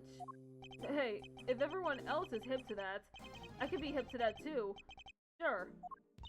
Fifi Lagarde, by the way, warden of this charming abode. You may call me Fifi, of course. So she's the warden of the entire detention center and prison facility, is she? A pleasure to meet you, Miss Lagarde. Miles Edgeworth. I am I'm an associate with Mr. Fender's practice. I hope you don't mind me asking, but were you here in the prison yesterday? Oh, don't be silly, darling. Of course I was. Yesterday was a very important day, after all. Important in what way exactly? A big meeting of some kind, perhaps? A meeting? Oh, heavens no. I couldn't think of anything worse. No, yesterday the circus came to visit. It was a simply spectacular event featuring some terrifically talented animals. Anyone who was anyone had to be there. If you were here at home, you were watching the show with me. The performers set up a special stage in the yard just for us. We are one very lucky family, n'est-ce pas? So she was at this circus performance for the inmates yesterday morning. Mr. Carcerado mentioned the show yesterday as well. He must have been talking about the same thing. What time did this show take place? From around 8 until 10, maybe? Yeah, something like that. Meaning it finished right around when the body was discovered. And by dint of having attended the show, he has a reasonably solid alibi. Oh, would you look at the time? Sorry, darlings, but I really must dash. Feel free to explore our home, mi casa su casa and all that. Ciao for now.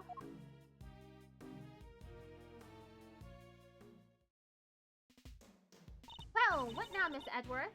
The person who found the body screamed, and that scream was heard by one inmate that we know of. Therefore, our first task is to question this inmate and see where this information will take us next. Oh, it's a blurb about the guy in the cell. Let's see what it says. Prisoner number D259. Classification, habitat. See cell to the right. Not exactly helpful, is it? This grizzly fellow has a pet polar bear called Teddy. He's a former boxer who loves to stay trim and is always at optimum fighting weight. He may push his body to the max, but he's relentlessly kind to himself. Omnivore. Who exactly is all this information for anyway?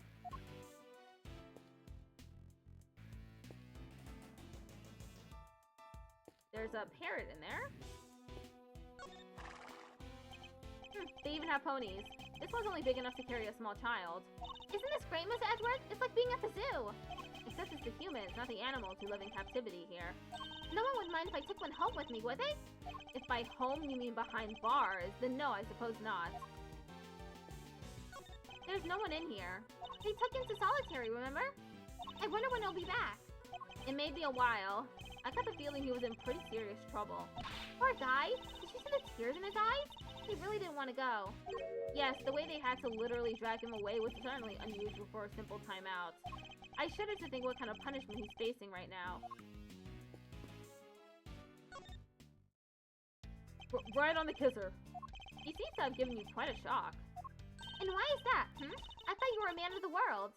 Yeah, well, I'm all for saying hi with a hug, but going straight for the kiss? Cool your boots, am I right? Woo me a little before puckering up, that's all I ask. Well, I never would have pegged you as the shy type. That's not the issue here, I think, Kay. Yeah, she assaulted him. Listen, Miles, I've been meaning to ask. Does that front of yours turn upside down? An assistant with a permanent scowl on his face is bad for business, you know. I don't see any reason why an associate attorney needs to smile. That's how I know you've never worked in a private practice.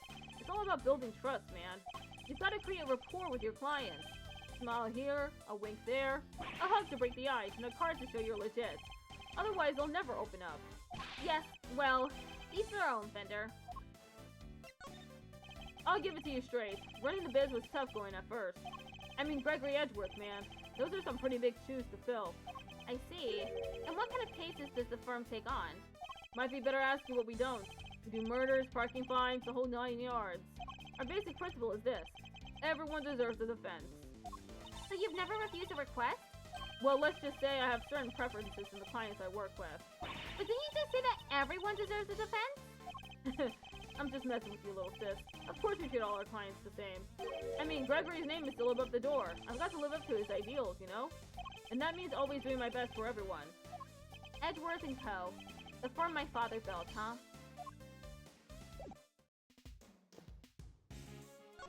There's something written here.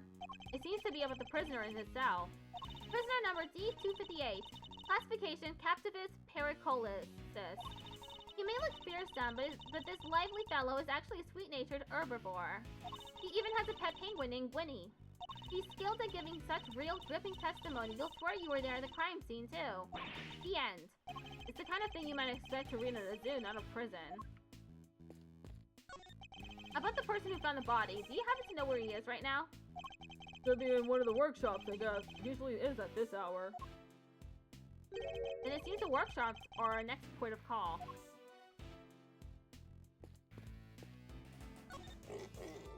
It's a mini pig, I believe. So not for eating, I hope. Isn't this great, Miss Edgeworth? It's like being at the zoo! Except it's the humans, not the animals who live in captivity here.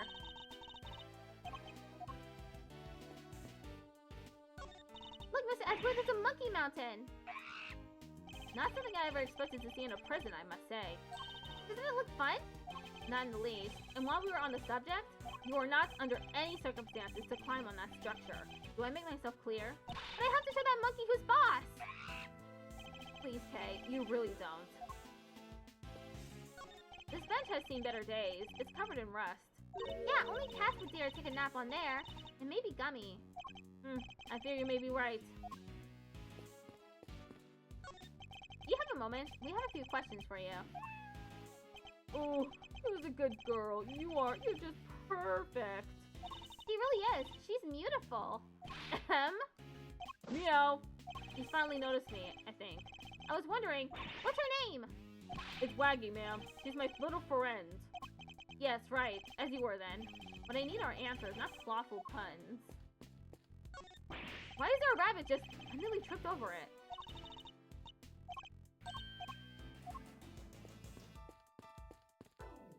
I can see the crime scene through the window in this door. Miss Edgeworth, you can't just shove your whole face in front of a window like that. You have to do it more sneaky-like. Steal a few good looks while keeping a lookout for your enemies. I am not a criminal, Kay. So why should I have to behave like one? Yeesh, I was just trying to teach you my special sneak peek technique. Well, I have no need for any such technique. Thank you very much. Hello? Anybody Nice try, kiddo, but this isn't a bathroom stall. Yo, you there! Could you help us out here, my good man? Yes, sir. What can I do for you? Is somebody using this workshop right now? Yes, sir. One of the prisoners is in there. Just confirmed it myself during the noontime roll call. We'd like to speak to this prisoner if that's alright. Sure, I'll go fetch him right away. Won't take a sec.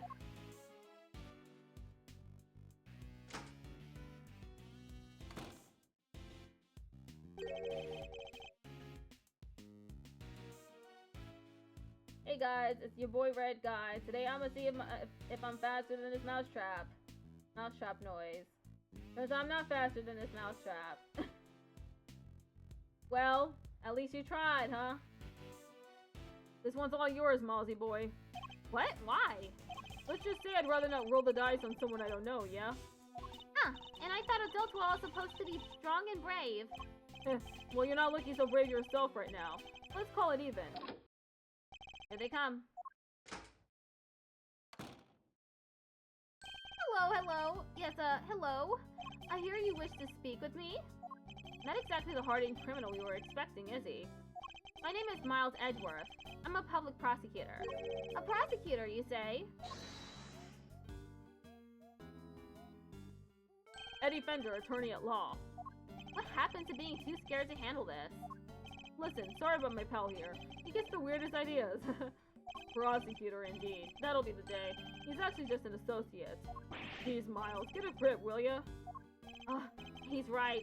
I mustn't forget that I'm a defense attorney's assistant for the time being. That explains it. I did think you looked a little different from the prosecutor I spoke with yesterday. But he's already spoken to Winner. Would you mind answering a few questions?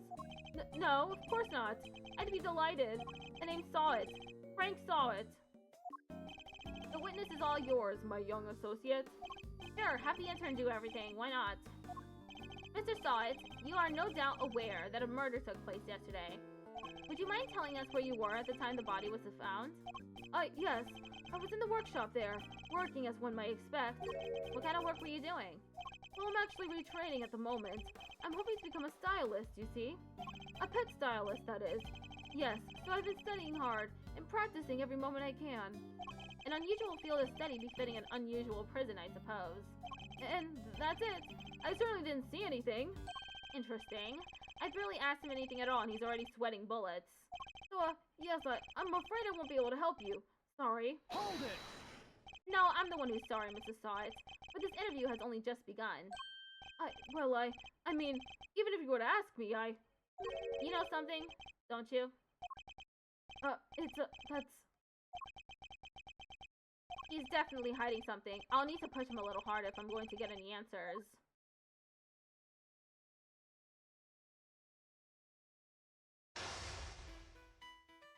The first step is to analyze the situation. Let's take a look at our opponent. I didn't see anything. I really can't help you, I'm afraid. Something tells me he'd be a good poker player. It's hard to tell much at all from his face. And I don't think he'll be giving me much in the way of physical cues either. I'll have to rely solely on his words instead. That's the only way I'll know what's going underneath. Alright, time to make my first move. Let's see what we're dealing with here.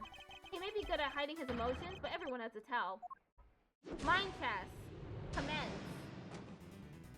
Tell me, what's your connection to this incident? Which incident? The murder? Oh, well, it has nothing at all to do with me. Nothing. Really?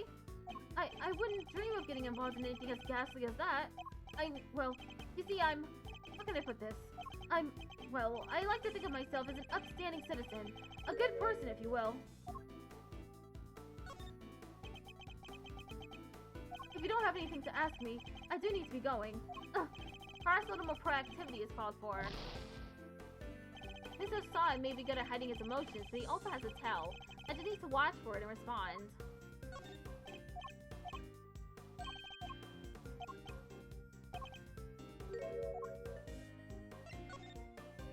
Forgive me, Mr. Sawit, but under normal circumstances, good people do not tend to end up in prison. But you do want to tell me what you know about the incident. How many times do I have to tell you people? I don't know anything, I swear.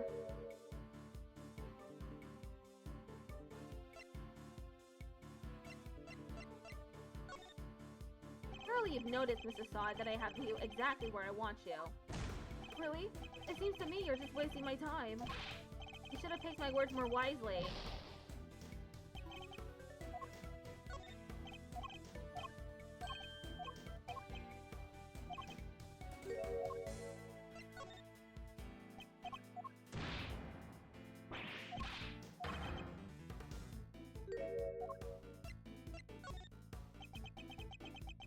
Sorry, I don't know what more to say, but I can't help you.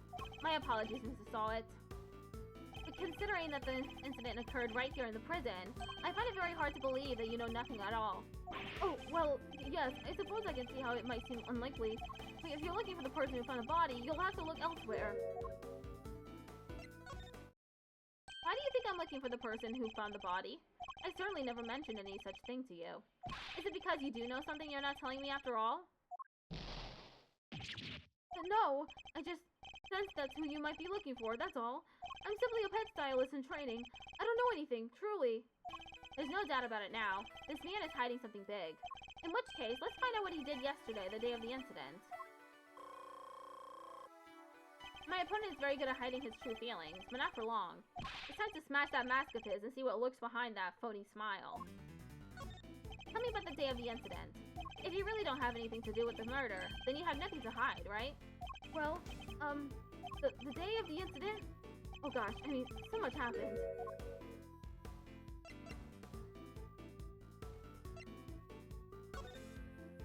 What was it like here in the prison yesterday morning? I really don't remember. I don't have the best memory, I'm afraid. I don't have a clue as to how to push the conversation forward. I'll have to try another tack.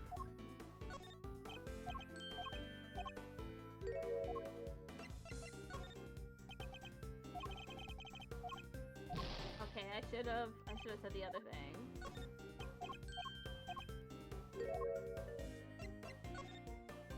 I want to know what you were doing, Mr. Sawit, in detail. I told you, I'm a pet stylist in training, and that's what I was doing yesterday, training. Specifically, I was giving the animals a trim. You didn't notice any commotion at the time of the incident?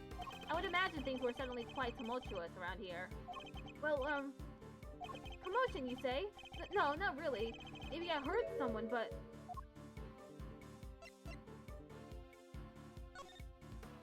You heard someone? Was this someone screaming by any chance? And don't try to tell me you don't remember. You continue to assert that you know nothing about the incident, Mr. Sawit. I'm afraid I don't believe a word of it. Ah! No, I thought I heard someone yelling, but I don't really remember. The fact that you heard a scream at the time of the murder may well prove to be a useful clue. I would do well to bear it in mind. Tell me about the day of the incident.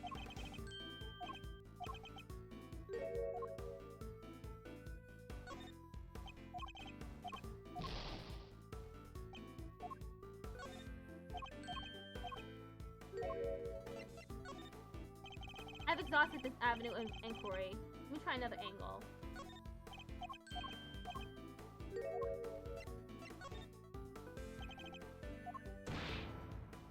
I really don't remember. I don't have the best memory, I'm afraid. Time to deploy my clue. You don't remember? Please. You literally just confirmed that you heard a scream. Oh, but I might have been mistaken. The truth is, I really don't remember. Your memory fails you yet again? How convenient. But I know you're lying, Mr. Sawit. How dare you talk to me like... I mean, I'm not lying. Surely you've noticed, Mr. Sawit, that I have you exactly where I want you. Really? Oh, damn. I picked the wrong one.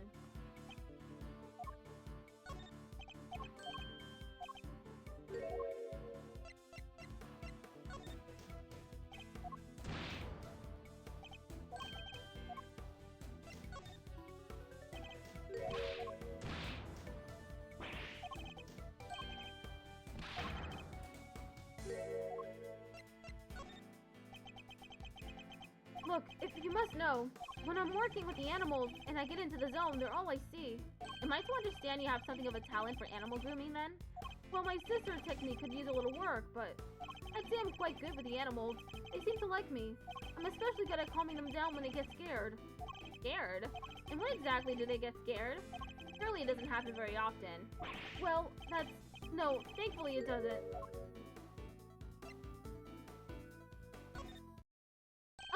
screaming would certainly frighten the animals, wouldn't it? Why are you going to such lengths to deny having heard the scream? What is it you're hiding, Mr. Sawit? Tell me. I can assure you I'm not hiding anything. I'll admit I did really hear somebody scream, but I'm not hiding anything, I promise. The mask is finally beginning to crack, not to shatter it completely by asking about the scream itself in more detail.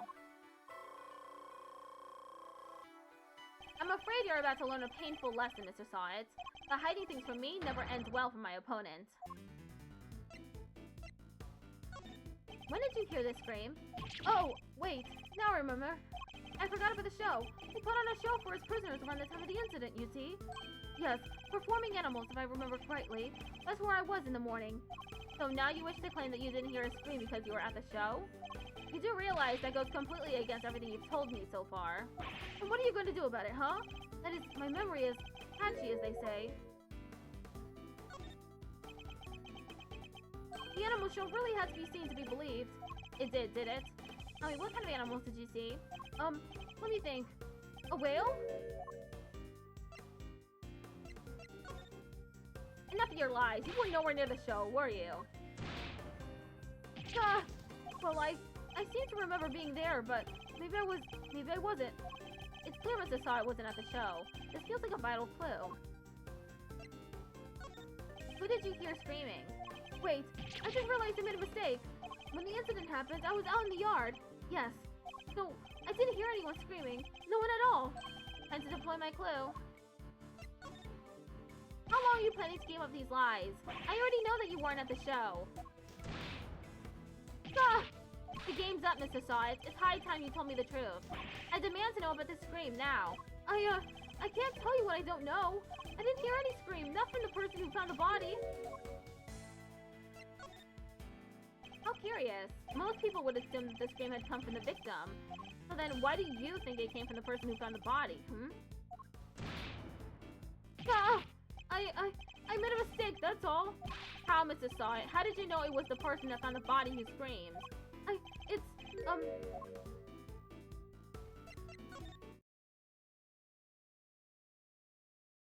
Shall I tell you? You knew because it was you who found the body. And the scream that was heard when the incident occurred didn't come from the victim. It came from you. How did you? It's true, I admit it. But what gives you the right to treat people like this? Checkmate. Mind chess checkmate.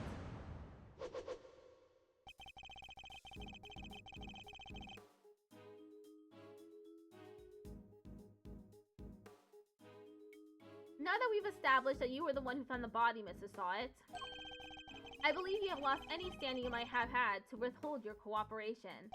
Alright, you win. But I'm sure I won't have anything useful to tell you. It probably isn't even worth your time. That's not for you to decide. By my hand, the truth will be revealed. Every decision I make is to ensure that ends.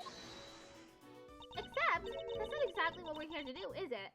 What do you mean? We're not trying to expose the truth. We're trying to save Simeon. That's what we do now, remember? We work to get our client out of trouble. Not as a prosecutor, but as a defense attorney's assistant. What the K-Meister said. You need to listen to the kid more, you know? A client has requested the services of Edgeworth & Co. And as your old man always said, your relationship with your client comes before everything else. So if you think Mr. Saint's well-being is taking a back seat to some quest for the truth, well, let's just say I don't like to fire people. So I need you to fight against your instincts a little harder, yeah? This will take some getting used to. In any case, the importance of this man's testimony remains unchanged. Therefore, Mr. Sawit, I am asking once more, what happened when you found the body? Finding the corpse. I was in that workshop there by myself, practicing what I learned. I don't remember how, but I found myself in front of the door to the other workshop. I happened to peek in through the little window, and then I saw him lying there. A man, not moving, dead.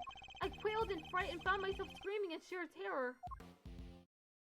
Let me get this straight. The room you were in is next to the one where the corpse was found? Yes, that's right. I was in Workshop B. And you were there the whole day? Yes, from the 7 a.m. roll call onwards. There are 3 roll calls a day, you see. 7 a.m., noon, and 9 p.m. And they check who's in the workshop during roll call, correct? That's right. Nothing was reported to be amiss at 7 a.m., which means that Knight's body wasn't in the workshop at all yet at that point in time. Guess that means the murder took place after 7 a.m. Which puts it right around the time the show was happening. Yes, the show. I remember the other prisoners going to see it. And therefore, anybody who wasn't at the show has no alibi. Would that be a fair assessment, Mr. Sawit? I guess so, but I only found the body, I swear. There's a clear contradiction in Mr. Sawit's testimony. Rooting it out should be my first priority. Rebuttal. I was in that workshop there by myself, practicing what I've learned. Hold it! What exactly were you practicing? How to be a pet stylist, of course. I'm a model prisoner, after all. So you keep saying. I don't remember how, but I found myself in front of the door to the other workshop. Hold it! You found yourself there? Really? That's right. And then I found myself peeking through the little window in the door. Why did you think to do that? Gosh, I don't know. I just found myself doing it, really. You clearly weren't concentrating on your work then. No, that's not true. I'm a model prisoner. It's just all the other prisoners had gone to watch the show. Guess I was, well, kind of lonely. Like being stuck at school after everybody else has gone home, huh? Yes, exactly like that.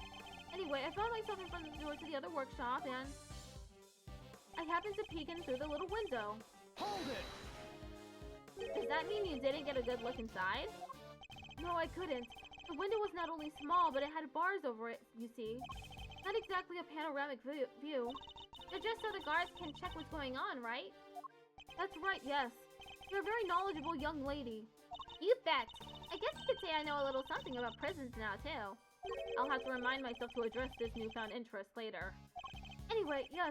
I peeked in through the little window in the workshop door.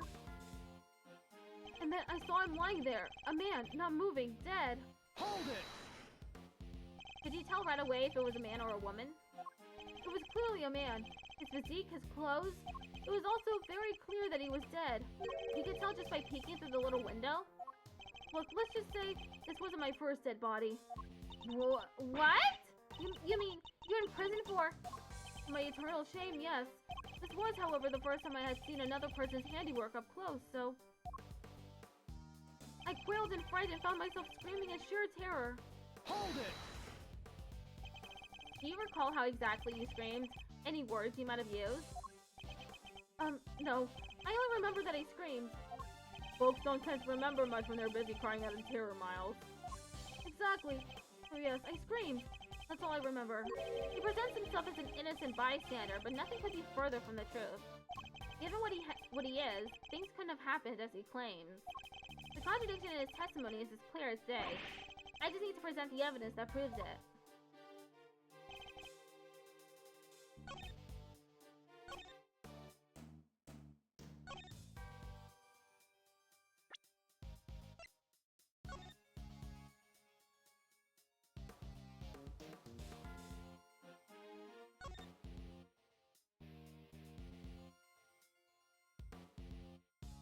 I don't believe he could have seen him through the little window because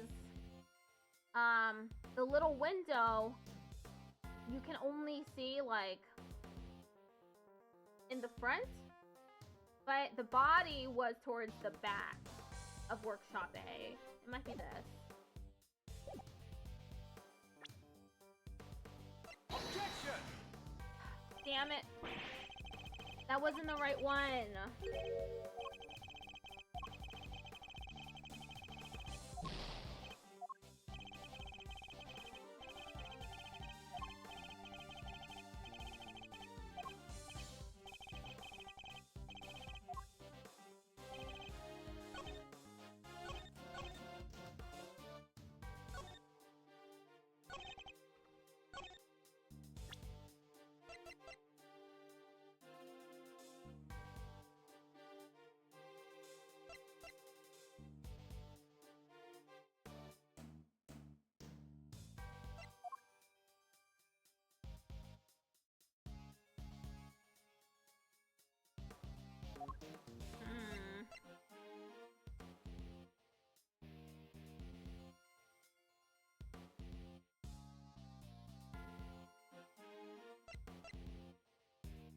it wasn't that.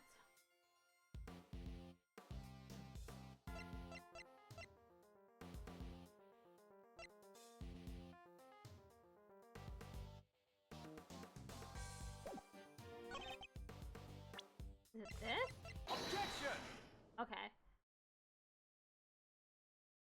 Enough with these pathetic lies, Mr. Sawit. I'm afraid you've rather lost sight of what you are. What I am? I know precisely what I am. I'm a former newspaper salesman who's training to be a pet stylist. Hold it! But that's not all you are, is it? Or did you forget the bracelet you wear around your wrist? A bracelet that marks you as a prisoner and therefore unable to move around as you please. As we both know, stepping outside that door would have sounded an alarm. Well, that's... But there's no way you could have looked into the other workshop without leaving the room you were in. Hoo-wee! Stylishly done, Edgeru. But doesn't this mean that Mr. Sai couldn't have found the body then? Good question, Kay. Perhaps Mr. Sai himself can explain. Well, actually, I may have forgotten to mention one very important detail. Sorry about that. I can explain exactly how I was able to see the body if you like. By all means, go ahead. Finding the corpse, part 2. There's a little trick we prisoners know about, you see. As long as you leave your bracelet inside the door, you can lean out without triggering an alarm. That's how I was able to peek through the window and into the workshop next door.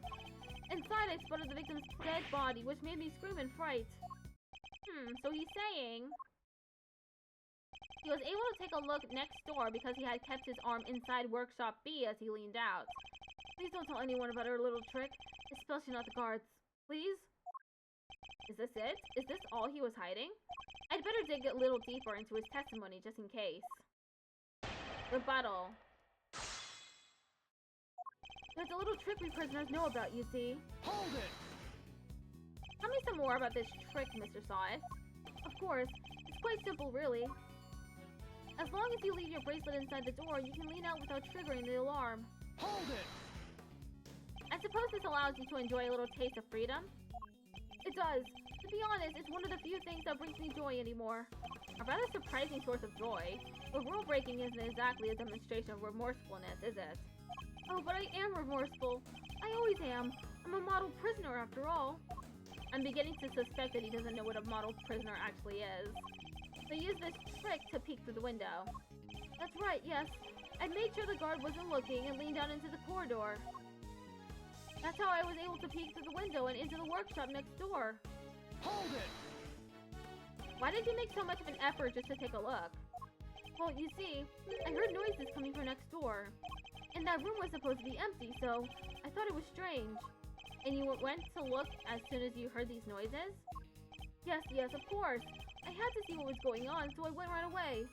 I see. Are there any problems with what Mr. Sawit just said? You claim that you looked into the next room as soon as you heard some noise. If that's the case, you must have seen more than just a dead body. Because the person who made the noises should have been in there too. You've got him quaking in his boots, Mr. Edgeworth. Mr. Sawit, tell us the truth about what you saw. You do, of course, have the right to remain silent, but it will do little to dispel the notion that you were somehow involved in this crime. I'm sorry. I did see something else, but it's too insane to believe. I really thought I might have dreamt it. That's why I wasn't sure if I should mention it. Just tell us what you saw. Alright. It was that dog. And what I saw is the stuff of nightmares. That huge black dog had stuck his terrible teeth into the victim's throat. What did you just say? It was hellish. Utterly hellish. That beast. That awful beast. He killed him. Suddenly I don't feel so good. Jeepers creepers. That's awful. Talk about traumatizing. It was dreadful. Horrible. Now you know why I couldn't help but scream. So there's a man-eating dog in the prison's animal population, is there? And that really is everything, I promise.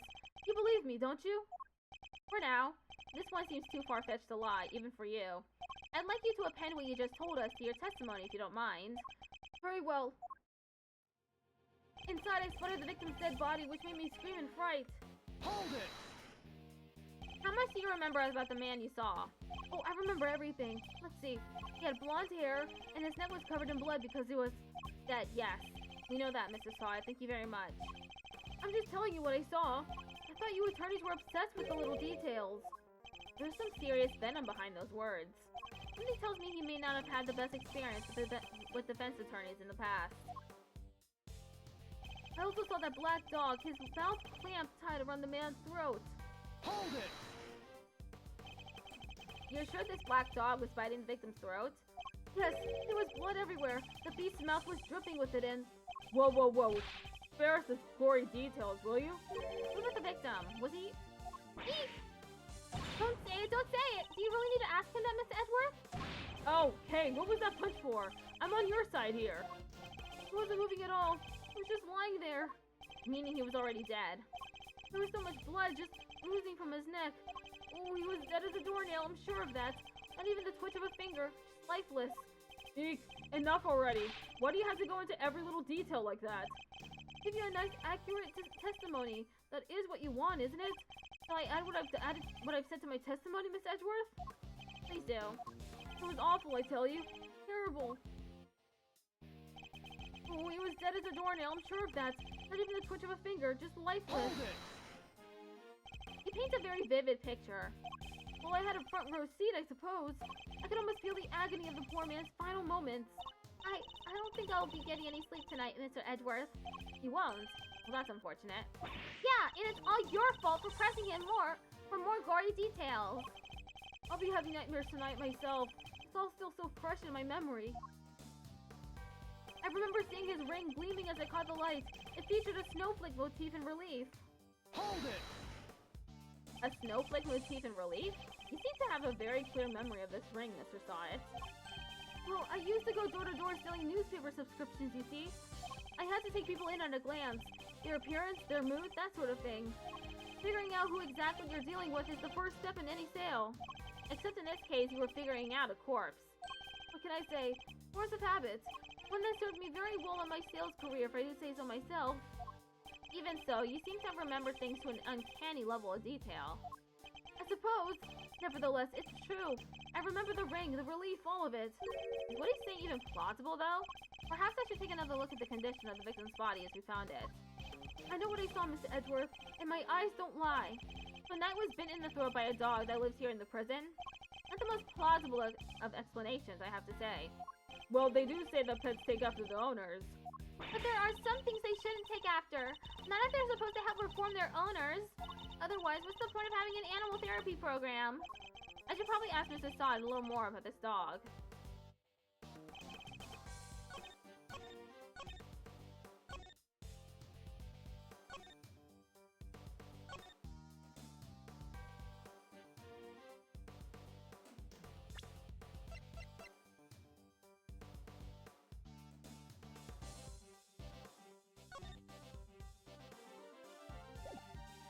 Objection! Harp was covering it. A ring with a snowflake relief. Yes, I saw it clear as day. It was carved in such fine detail. Interesting. Your testimony is certainly very accurate. In fact, I'd say it's just a little too accurate. And? What's wrong with being too accurate? I mean this. You testified to having seen a ring with a snowflake design on it. And while the victim did indeed have a ring on his finger. See, exactly as I said. There's no way you could have seen it. Take a look at this photograph. As you can see, the victim's right hand was covered by a tarp. It would have been impossible for you to see his ring, let alone what design was on it. Unless, that is, you approached the body and removed the sheet. You told us earlier you only took a look through the window and the door. Yet you seem to have seen quite a lot from such a disadvantaged location, Mr. Sawin. Who the heck do you think you are, huh? Mr. Big Shot, acting like you know it all. I mean, I saw what I saw, I swear. Oh, I know. The man's arm. It must have moved under the tarp after I peeked in. Objection! Nonsense. You already told us that it can't have been the case. He wasn't moving at all. He was just lying there. Meaning he was already dead. You said it yourself that the victim was already dead. And dead men don't move, do they? Woo-wee! Is that the stench of eau de desperation I smell? What are you hiding, Mr. Sawit? Tell us. Oh, you're wrong. You know what I saw.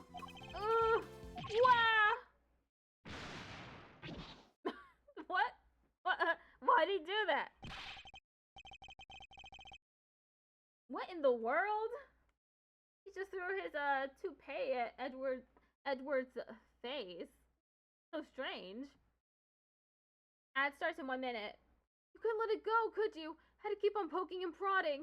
You slimy two-bit associate attorney. It seems the real Mr. Saw has finally revealed himself.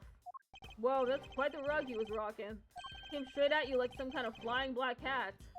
Look, I'm just a sweet innocent witness here. But are you really? Because I must say I have doubts. Very serious doubts. What's that supposed to mean? You saw something that should have been impossible to see from outside the workshop. So how did you do it? That's simple. Mr. Saw, this is where you were standing when you saw the body.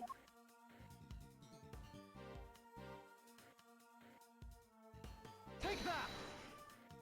You were in the same room as the body. That's the only way you could have seen the relief on the ring. Okay, be right back. Ad break starts in a little.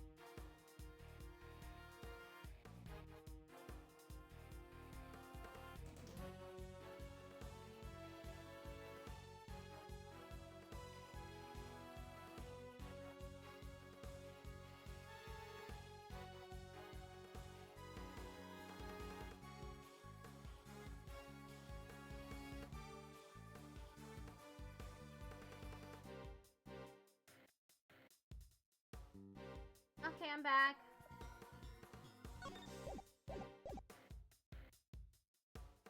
Ha! Ha! Say what you want, but you don't have a shred of evidence, do you? Nothing to prove I was in the room with the body anyway. You can't prove it, can you? Because I was in the next room over, minding my own business and looking after the animals. Why else would I have signed out a pair of rubber gloves? For fun? Now put up or shut up. I want to see evidence that proves I was in that room with the body. Take that!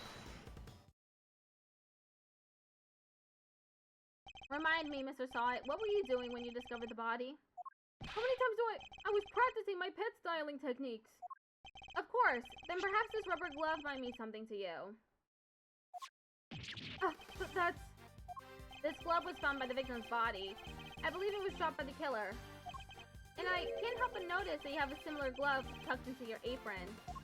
No, this one's different. Hold it!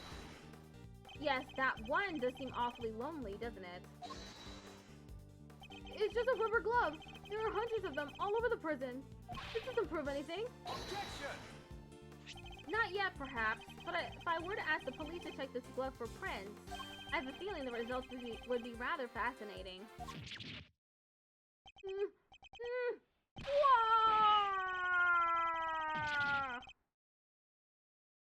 It's over. Objection! What the? That was a pretty rad objection, am I right? Please, Fender, now is not the time for tomfoolery. But I have a legit objection, because this isn't over. There's something that still doesn't make sense. Our man here is a prisoner, right? And he's got one of those bracelet doohickeys on. That's true. So how could he have left his workshop in the first place? This bracelet would have triggered the alarm if he tried. Right, we don't have a good explanation for that yet. Well, anything you'd like to share, good buddy? We're all friends here. That's weird. You should be clinging onto that bracelet like the big round lifesaver it is. In what way? As in, it's the best hope our wig-flinging friend here has for getting off the hook for murder. Sorry, can't get into the crime scene with a bracelet on. If it was me, I'd be arguing that for my life. And yeah, he hasn't said a peep about it. I wonder where that might be, huh? The sound of silence. I suppose Miss Law Priestess did preach that silence is golden yesterday, too. Whoa, you sound like an actual attorney for a second there, Mr. Fender. The worst of times are when lawyers calmly show our biggest smiles. Gregory taught me that. So it's part of the attorney's code he lives by. So, friend, what's the dealio? Why so coy about your bracelet? Well, to tell you the truth, it's broken. Broken? I fell over a little while back, you see, and hit it on the floor. After that, it didn't seem to set these sensors off anymore. I should have told the guards about it, I know, but well, it was awfully convenient. I see, so your bracelet is broken. Do they really break that easily? If so, then this prison has a serious security problem. You there, could we have a moment? Aw, aren't you just the cutest? Ahem! Meow, how can I help you, sir? This prisoner's bracelet appears to be broken. What? Really? That's not good. I'll get someone to find a replacement right away. Thank you. We'll keep hold of the broken one for the time being. Of course, sir. I trust you'll take good care of it. Wait, bracelet sorted. Now turn our murderer in, yeah? What? No, I didn't kill anybody! Whoa there, Palio. You were the one who said your bracelet was out of commission. Or were there other inmates freely roaming the halls while everybody was busy watching the show? No, I just found the body. That's all, I promise. And when I did, that enormous dog still had his mouth wrapped around the poor man's neck. I only went into the workshop after the beast had left. And when did you go in? Well, oh fine. I wanted to go through his pockets, okay? He was going to rob the corpse? That explains why he remembers Knight's ring in so much detail. Hey, why are you looking at me like that? I'm a great thief. I'd never stoop so low as to steal from a... Well, I didn't steal anything either. The show ended just after I'd entered the room and all the other inmates came trickling downstairs thereafter. I panicked, rushed back to the other workshop and started my fake screaming. And dropped the glove in your haste, huh? I guess this all just about hangs together. Anything smell funky to you, Miles? Other than whether Mr. Saw is the one who did it, I'd say one very significant question still remains. The question of how Knight made it into the prison proper from his holding cell in the detention center. Woo, yeah, that one's a doozy. I also can't help but wonder about another key feature of Mr. Saw's testimony. That dog's involvement can only mean one thing. Mr. Saw it. Yes? What is it? Were you the only prisoner who didn't go to watch the show? Well, no. There was one other who didn't. Am I right in thinking that this person couldn't have watched the show even if he'd wanted to? Yes. How did you? I knew it. I had my suspicions when we first ran into that black dog yesterday, but this confirms it.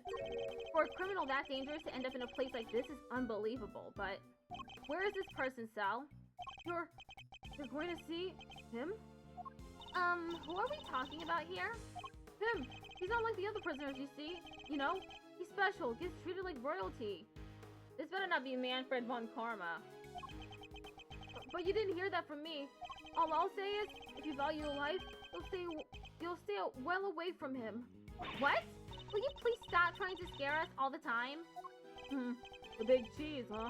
Well, I for one definitely value my life, so that sucks. To keep him in maximum security. Which is over there.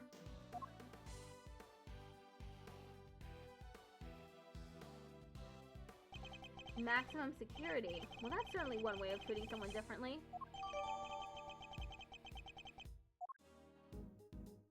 Alright, quit being so mysterious and tell us who he is already. Let's just say he's highly skilled when it comes to people's lives. Better than anyone, in fact. You know, that's all I'm prepared to say on the subject. In fact, I may have already said too much. Well, Maldi, anything you care to share? Or are you going to leave Kay and I in the dark here, too?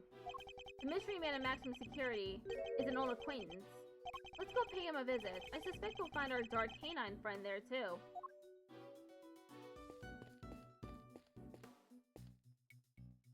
Sir, I can't believe you found out about my bracelet. I was expecting you to show a little more remorse. Huh? Oh, well, of course. I am very remorseful, yes. Anyway, shouldn't you be on your way to maximum security? A word of warning, but I suggest you be on your best behavior from now on. Of course. I won't be stepping out of line again. As if I needed a reminder from the likes of you. You might also consider using your best words too, Mr. Sawit. This is the door to one of the workshops. Why do they have workshops in a prison anyway? They're for people to train in for when they return to life in the outside world. But a dead body was found in one of them, right? So then it's not really doing a good job of helping anyone return to life, is it? I suppose. That's another reason why we should aim to clear up this mystery as soon as possible. This looks like the way to the prison yard. Sadly, the shutter is locked tight. Freedom awaits on just the other side. A stoic lock and key twixt mine eyes and nose in the outdoor breeze. Such a cruel fate it is indeed. The more I think on it, the more it eats at me. And whose thoughts are you attempting to channel exactly with that soliloquy?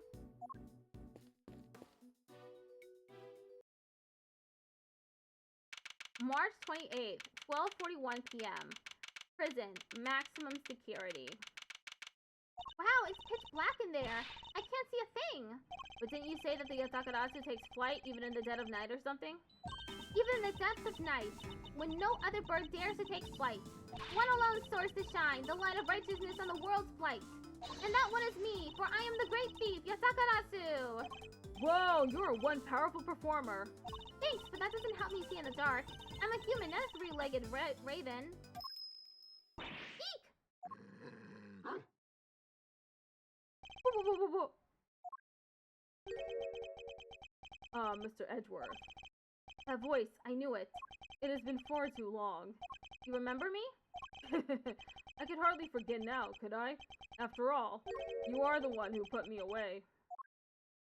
Mr. Edgeworth? Are you talking to that dog? Or is there someone else in there? Still can't see a dang thing. Oh, but I am forgetting myself. Forgive me. I do not often receive visitors. One moment, I will turn on the lights. Okay, it's not Manfred von Karma. You are a heavy-footed lot. Am I right in thinking there are 3 of you in all? Very well. Perhaps we should start by introducing ourselves.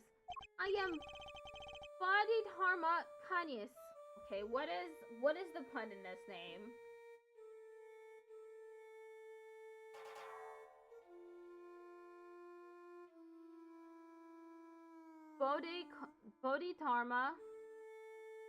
Bodhidharma Canis.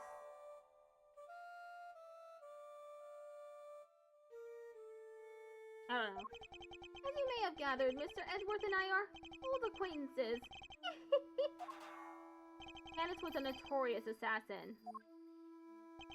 Some knew him as the Blind Butcher. His only weapons were a vicious hunting hound and a fearsomely sharp knife. His appearance was always announced by the sound of bells, the last sound his victims would ever hear. Well, Mr. Edgeworth, am I to guess why you have come to see me? You know why I'm here. In fact, I'm willing to bet you know every detail of this sordid little affair already. And I suppose we have nothing to hide from one another.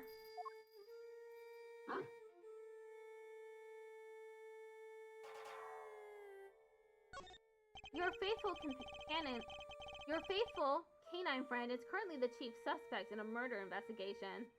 The person who found the body saw a dog with its mouth around the victim's throat. Your witness is mistaken. Helmut is a gentle soul. He has my eyes, nothing more. It is absurd to think that he would do such a thing. Isn't it, boy? Yes, it is. You're a good boy, aren't you? Helmut is more than a mere seeing eye dog. And he's certainly no good boy. He's also a trained killer. A weapon once used in this man's sordid trade. This witness of yours, he is trustworthy, I assume? Saad is anything but trustworthy, and he's still very much a suspect himself. I can hardly claim that his testimony is beyond reproach. I know then. I thought as much. Yes, I did, Helmut, yes. It figures that he already knew who our witness is. What were you doing between 8 and 10 a.m. yesterday morning, Mr. Canis? During the show, you mean? I was here, ensconced in these humble surroundings. I've developed a passion for wood carving, you see. An obsession, even. I was engrossed in it all morning. And you have permission to engage in such a hobby? I can't believe someone would actually let you. The warden and I have an understanding. An understanding? That's ridiculous. This man shouldn't be allowed one, let alone 5 chisels.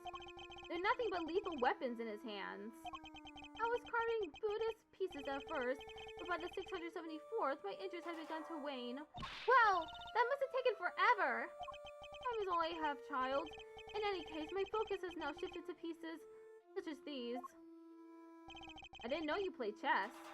You play too, do you not, prosecutor? Perhaps one day you might indulge me? You may find my game rather rudimentary. I only began after my arrival here, I am afraid. What's that piece? A dog with 3 heads? Oh yes, the dogs of war. You must forgive my little joke. This is, after all, a game of war. Soldiers, knights, castles, all doing their utmost to protect the king, all loyal to the last. I've always thought it strange that such a game has no place for a dog. After all, what more loyal weapon could an army call upon? Well, it's simply a piece I made for fun. Fear not, I play by the regular rules, and with the regular pieces. I can't imagine it's easy finding opponents to play here in prison, though. Oh, I have my correspondence. Correspondence chess, then? Sharing moves by post? Yes, even prisoners are allowed to send and receive letters. Their contents are inspected, of course. Although, I have yet to receive the details of my current opponent's next move. Sounds like this current opponent isn't a resident here. I suppose you know the identity of the deceased, Mr. Canis? His name was Bronco Knight, was it not? Poor unfortunate soul. You keep your ear to the ground. My ears are all I have, Mr. Edgeworth. Why am I not surprised that he's plugged into the prison's information network? But perhaps he was not so unfortunate after all. What do you mean? Mr. Knight's crime was a grave one. A crime for which he would have been made to pay dearly anyway. The attempted assassination of a president. That is no small matter. Attempted assassination? Wait! Mr. Edgeworth! Did Mr. Knight... Yes, we proved that he murdered his team leader, and that there was no attempt on the president's life. Could it be? Are they attempting to cover up President Wong's fake assassination scheme? Whoa there, cowboy. You're saying the Bronx dude didn't actually have a pop at the prez? I was hired to defend him on the charge of attempted murder. You mean you don't know what really happened? So what, they just blamed the whole assassination thing on Mr. Knight? It would explain why the committee was so keen to get involved. Of course, they took you off the case to try and keep you away. And swapped in that wiener kid to push through an attempted murder charge. In other words, they're trying to cover up the truth. were trying to frame him. According to the guards, this night was it? They tell me he was violently insistent that he had attempted no assassination, which would have come out anyway when the case went to trial. I am no expert in legal matters, but allow me to say this one thing. I know for a certainty that he would not have been the first inmate in prison on false pretenses. Ugh. An uncomfortable fact, but a fact nonetheless. Yes, Helmet. Yes, it is. Yes. The courtroom is not always a bastion of truth. You believe it to be, Mr. Edgeworth? No bastion of truth, huh? I've heard something to that effect before. Yes, from a certain Interpol agent who doesn't have much faith in prosecutors. You're not twisting the truth behind those closed courtroom doors, are you? Fueled by the kind of thinking, is it any wonder that courts produce nothing but falsities and lies? Sorry, but the truth doesn't need the likes of you to distort it today. I never was able to fully dispel his mistrust of prosecutors. Even Helmet understands. Don't you, Helmet? Yes, you do. The truth's revealed in court and your deductions. It is dangerous to trust either implicitly.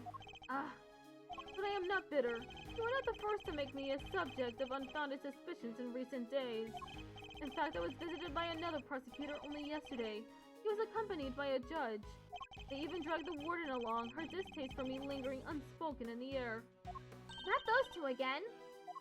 Prosecutor Winner and Judge Gavel. They went over my cell with a fine-tooth comb, but they left empty-handed. They were looking for the murder weapon, I believe, to no avail. But I mustn't take it personally. Rumor has it that they searched every cell in the prison and still failed to find what they were looking for. I pray they weren't too disappointed.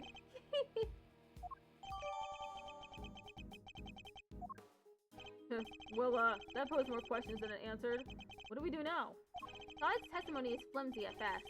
I'll need more proper evidence if I want to take Canis on. Well, I think that's quite enough chit-chat for one day. Helmet will show you out. Good boy, Helmet. Go on now. He's not showing us out permanently, right? Let's get out of here. Come on! Until next time, Mr. Canis. It does pain me that our brief time must end, just as we were becoming reacquainted. I await your return, Mr. Edgeworth.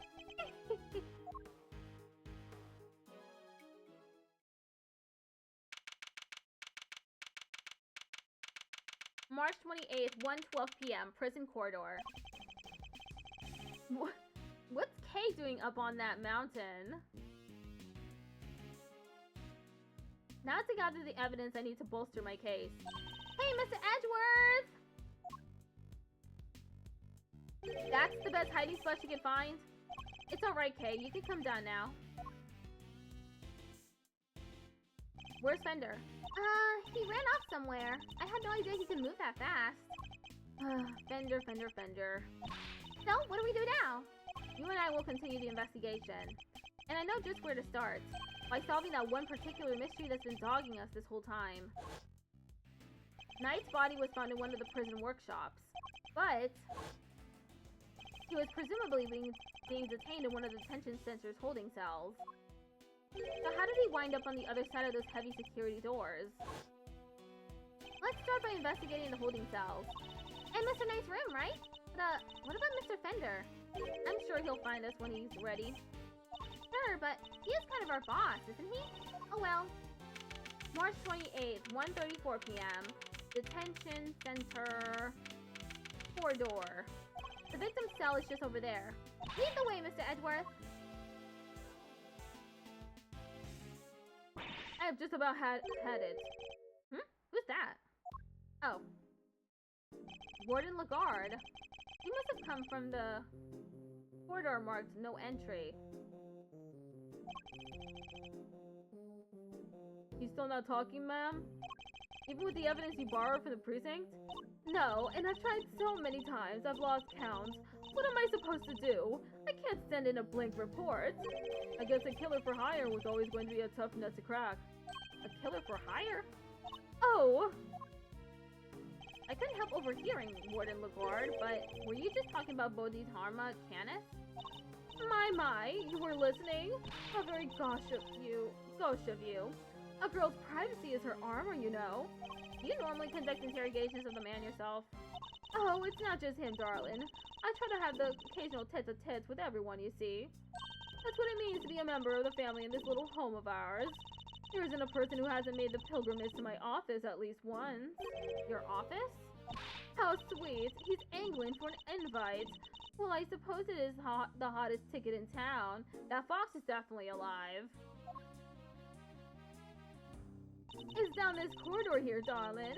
But FYI, I don't let just anybody wander in willy-nilly. Let's see, that would put it right around here. It's a wonderful room, if I do say so myself. All my guests rave about it. And who wouldn't want a view of my fabulous garden in the yard? Ooh la la. The yard? If it's anything like the rest of this place, it's probably full of adorable animals, right? Can I see? Oh, darling, it's so sweet of you to take an interest, but I'm afraid that's just not possible. Why not? Because you're not a member of our home. If you want to see it that badly, you'll just have to get convicted for doing something unspeakable. That's a rather steep price to pay. Oh, but just listen to me chattering away like there's no tomorrow. It's time for Allie's lunchy brunch. The poor dear will be dying. Allie? The sweetest little deer in all the world. I know I shouldn't have favorites, but you know how it is. Now to the yard with me. Ciao for now, darlings.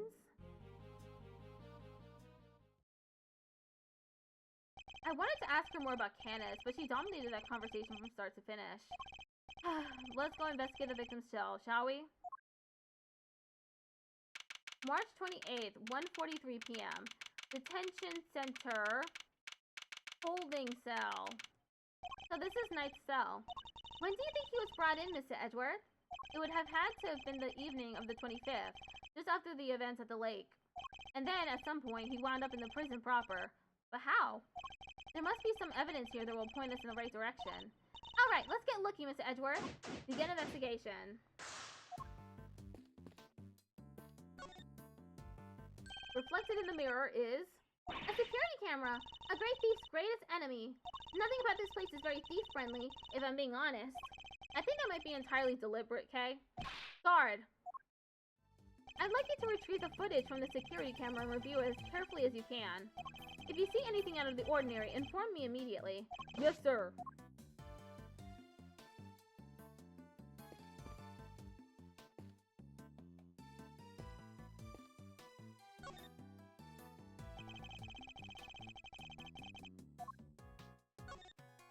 Wow, that's a lot of books.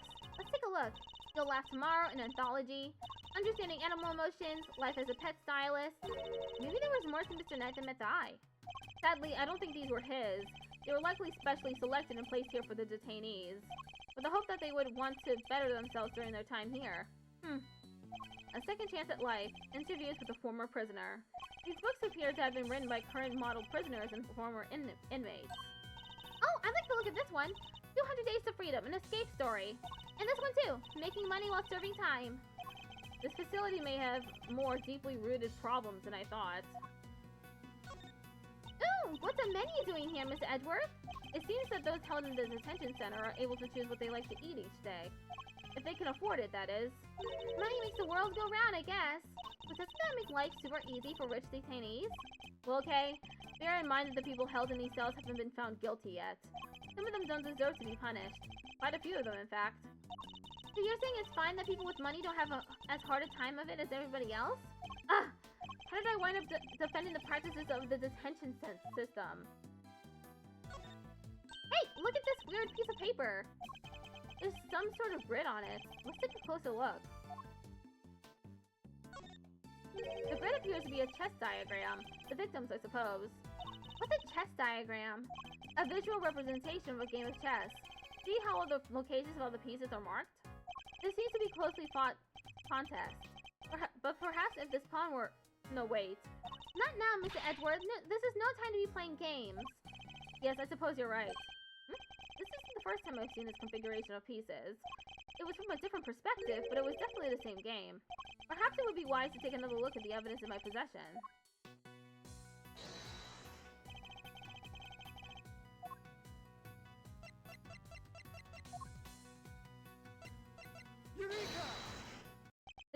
game. I've seen it before. Enough with the chess chat, Mr. Edgeworth. We're supposed to be investigating here. Focus! I am investigating. This particular bit of chess chat could prove to be vital. Now, take a look at this. Can you tell me what it is? It's a chess set we saw in Mr. Canis' cell. But, I don't really know the rules of chess, so... The rules of the game are not important here. What is important are the positions of the pieces. Compare the ones in Mr. Canis' cell with these. Do you notice anything? Ah! I don't know which piece is which or anything, but... If you turn the diagram like this, there are pieces in the same squares. Indeed. There's no dog in the diagram, but that's to be expected. Apart from that, however, the positions of the pieces are identical. And what does that tell us? Oh, I have my correspondence. As unlikely as it may seem, Mr. Canis' chess opponent was...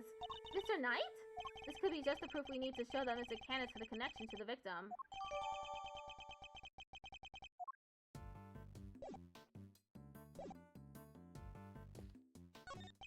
The bowl is nice and spotless. And there are no signs that the toilet paper has been used. Everything seems to be in order with this toilet here. What? Are you serious? Why? What's wrong? There's no door! There's not even a curtain! Whoever designed this place should have thought a little bit more about the people who have to live here. I think there might be a reason behind the open plan layout. A standard barred window. No signs of it having been tampered with. I don't think there's any chance our killer escaped through here. Aha!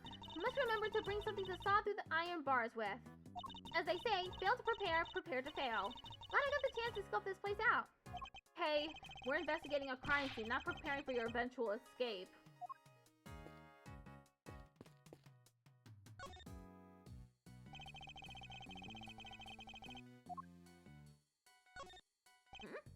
There's something different about this spot here. This part of the floor is weirdly clean. Did somebody wipe it down or something? Why would somebody only do this part right next to the bed, though? This must be Knight's suit jacket. But I've been doing some research of my own. Oh, and what have you discovered? I've discovered that guys who look good in suits tend to be popular with the ladies. But don't worry. Guys with frilly neck ruffles are next on my research list. Please stop. Hey look, this newspaper's got a chunk of it missing. You're right, a few of its pages have been roughly torn out. But why? Maybe Mr. Knight wanted to clean his cell but didn't have a cleaning cloth? It's not a totally implausible theory, I suppose. But who would try to clean their cell? This bed doesn't look very comfortable. But that pillow cover is very clean. Spotless, in fact. I bet this is the kind of bed Gummy sleeps in. You just picture it, can't you? No. I sense he's more of a mattress on the floor type.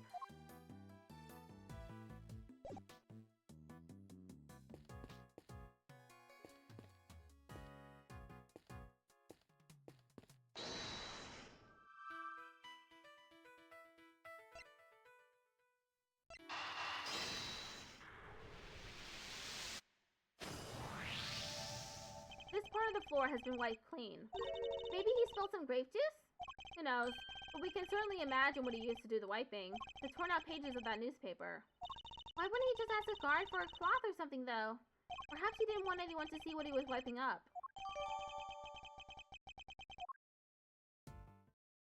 Investigation complete.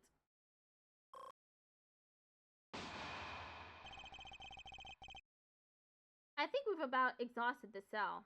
We've made significant progress by establishing a connection between Mr. Canis and the victim. This is bad, sir. Is that the guard? The security camera footage, sir. I watched it and... What is it? Can you show it to us? Yes, sir. I have a small playback monitor with me. And what are you waiting for? Let's see it.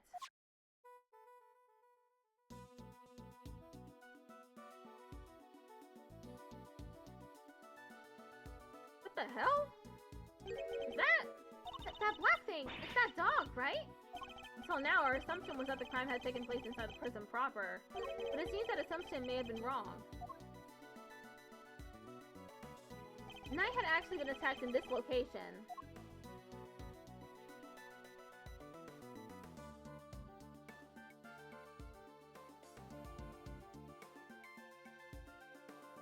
Take that!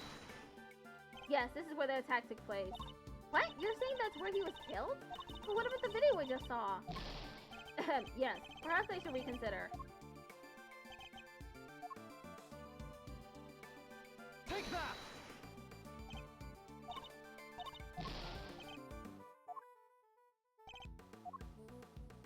Take that! Okay, so it's outside the cells. Take that! Wasn't there either. Take that!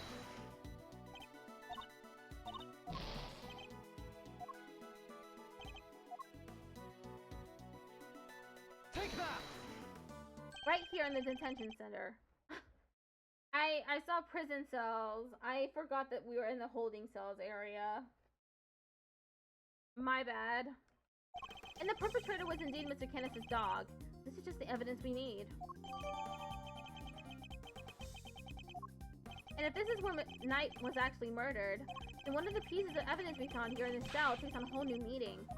If Knight's cell was the crime scene, which piece of evidence takes on a whole new significance? Take that! The floor of Knight's cell was wiped clean, presumably to remove something. Could that something have been his blood? Thank you, officer. Would you mind doing me one more favor? Name it, sir. There's a detective by the name of Gumshoe somewhere in this facility. I need you to give him a message. Tell him to have this cell tested for traces of blood and to report the results to Edgeworth. You got it, sir.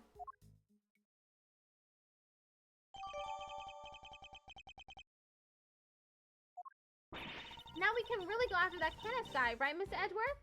No, not yet. We still don't know how Knight and the dog moved between his cell and the prison proper. Right, so that's what we need to figure out next. What's the play, Coach? Where are we off to? I suspect one of the guards might know something. We should ask those posted nearby and see what they have to tell us. March 28th, 2:15 p.m.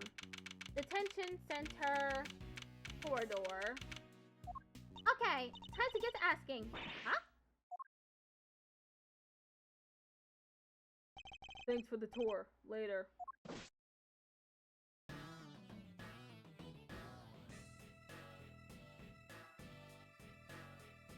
Well, Mr. Prosecutor and his little friends. I didn't expect to run into you here. Must be my lucky day. This is Agent Shi Long Long of Interpol. He was in charge of a case I worked on 2 weeks back. I thought he had gone home to Jingfa after that, but here he is. You had some business to take care of, I take it, Agent Long? You could say that. Nothing that need concern you, though. First a black hound, now a wolf all in black. Hey, wait, why are you all alone today? That's true. He's usually accompanied by an army of police officers. I hear you were at it again a couple days back, sticking your nose into things. A couple of days back? He means the incident with the president of Jingfa. Actually, I had thought you might be there as well, heading up the security detail. Huh. Our president doesn't have much faith in the efficacy of his own country's police force. Maybe now he'll think twice before using contractors again. Amateurs. Agent Long doesn't have much faith in prosecutors or the courts to do their jobs right. Which is why he's so meticulous about investigating with his hand-picked cream of the crop officers. Indeed, no doubt things would have turned out differently had you and your men been in charge. My men, huh? Yeah, those guys aren't around anymore. What? They're not? It's funny, isn't it? I'm a real lone wolf now. What are you saying, Agent Long? What on earth happened? I told you, it doesn't concern you. See you around, Mr. Prosecutor. Wow! He seems not okay. Yes, and I would very much like to know why. But there's nothing we can do about it right now. We'll worry about Agent Long later. We have an investigation to conduct. Alright, let's start by talking to these guards. I was wondering, have you seen an enormous black dog wandering around here recently? With that thing? No way. If I had, I'd... Well, let's just say I'd be a lot more nervous about standing guard here. So, do you and this dog have some kind of history or something? No, okay. You should know when to let sleeping dogs lie. By the sound of it, Kenneth's dog hasn't been spotted on this side of those heavy security doors. There's an assortment of trophies in here. Just once I want to give someone a trophy. And what sort of award would a great thief hand out? Greatest rope escape, of course. Oh, but if I enter the contest, I guess it just turned into me handing the trophy to myself. I'd worry more about finding a venue willing to host such an event.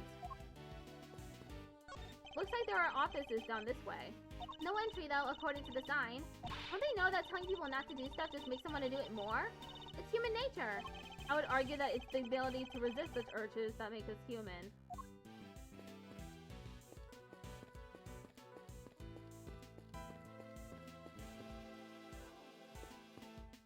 It's the door to the observation room. Observation? You mean, are they always watching us? Or maybe they're just watching you and laughing at all the weird stuff you do. But weird stuff? I'm a perfectly normal person who does only perfectly normal things, I'll have you know. It's a security gate that can detect metal objects. Am I the only one who gets a little nervous when I have to go through one of these? It's the same whenever I see a cop. I know I've done nothing wrong, but I still get anxious. Maybe because you go around calling yourself a great thief, hmm? Oh man, I am in so much trouble. What's the matter? You seem perturbed. Oh, well you see, one of my uniforms is missing. I could have sworn it was right here in my locker. Did it grow a pair of legs and run off somewhere? Where in the world did that idea spring from?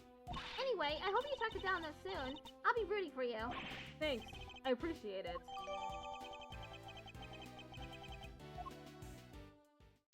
Hey, are those my faithful assistants I see before me? Fender, and where exactly have you been? Where have I been? I've been looking for you two. Been searching high and low. Wandering lonely through the prison halls. It was terrible, I tell you. The prison's over there on the other side of the facility, boss. So listen, I just got the lowdown on some seriously dynamite material. You want to hear it, right? Right? Seamless. I was chatting with a few of the guards and they told me something très intéressant. Turns out the Bronxster had himself a little incident 2 days ago. Pre-mortem, if you catch my drift. An incident? Simeon told you he came to visit his pal, right? Well, it happened right after they'd wrapped up, when Bronco was being escorted back to his cell. It was just one guard, and he was handcuffed, obviously. They'd made it back, and the guard was taking off his cuffs when the Bronxster clobbered him, knocked the poor guy out, cold. Sounds like it might have been a prelude to a jailbreak. Because when the other guards showed up, they couldn't find the comrade's keys. Is there any rumblings about Knight attempting an escape? That's the bit that fries the old noggin. There were none. He just sat in his cell and turned up dead. And what's more, he swore right to the end that he never stole the keys. They turned his cell inside out too, but no dice. The guard who was struck, what did he have to say? Nothing. Poor guy was still out when they took him to the hospital. Word is, he's still there. So there's nobody around to tell us what really happened. What the? It's you losers. Hi, that's all we need. Oh.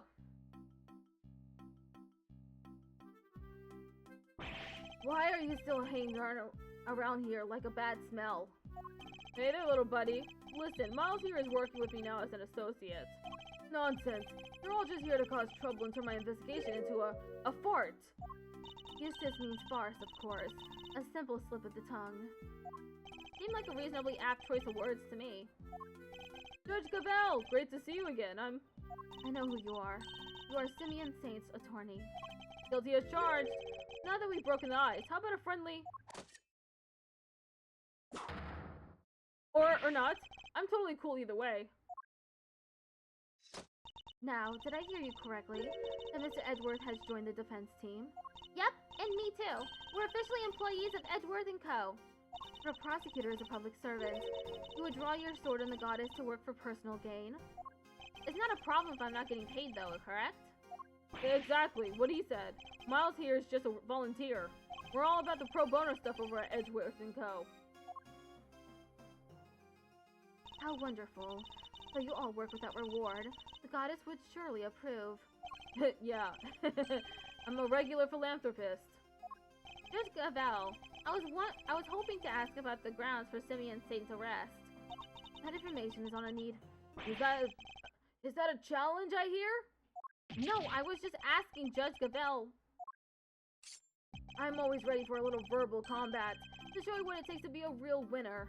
How is it verbal combat if you won't let me speak? So this could prove useful. Fine, we'll do as you suggest. Now, if you could begin by telling us why Mr. Saint was arrested. There'll be no need for that. Eustace, we should... Not now, Gavel. Watch and wonder. As I put this pathetic prosecutor in his place, he's going to run rings around me. I think you meant to say that you would be the one running rings around me. And I will, so badly that your ears will be ringing. Prepare to be humbled, Edgeworth. Reason for arrest. You want to know why I arrested that man? It's simple. Simple! I found evidence. Evidence of him all over that thing. How's that for some winningly inconvertible, conclusive proof? And who saw the truth first? Why, me, of course. Winner by name, winner by nature. Where do I even begin? Look at you, utterly lost for words in the face of such mastery. I'll take your silence as yet another win. Honestly, does he ever shut up? You said that you were the one who arrested Mr. Saint, but do you even have the authority to do so, Mr. Winner? Well, obviously it was the police who actually arrested him. But I told him to do it, so I think I can claim the credit, don't you? Of course that's what he meant. This is clearly going to take a while. A shame, really. Given that I'm much more interested in what Judge Gavel is silently thinking over there. Rebuttal. He's a twerp, this dude is. Damn twerp.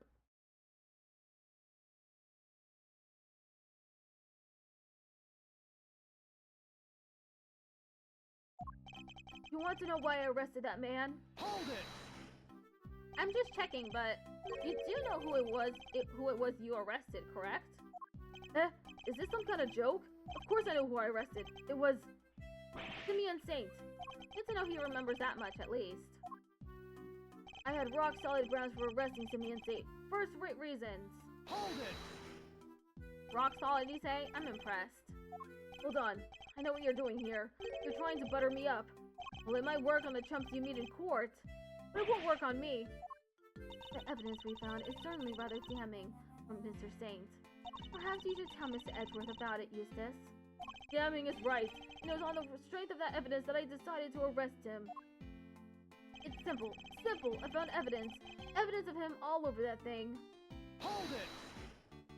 Evidence of him was all over that thing? Could you be a little more specific, Mr. Winner?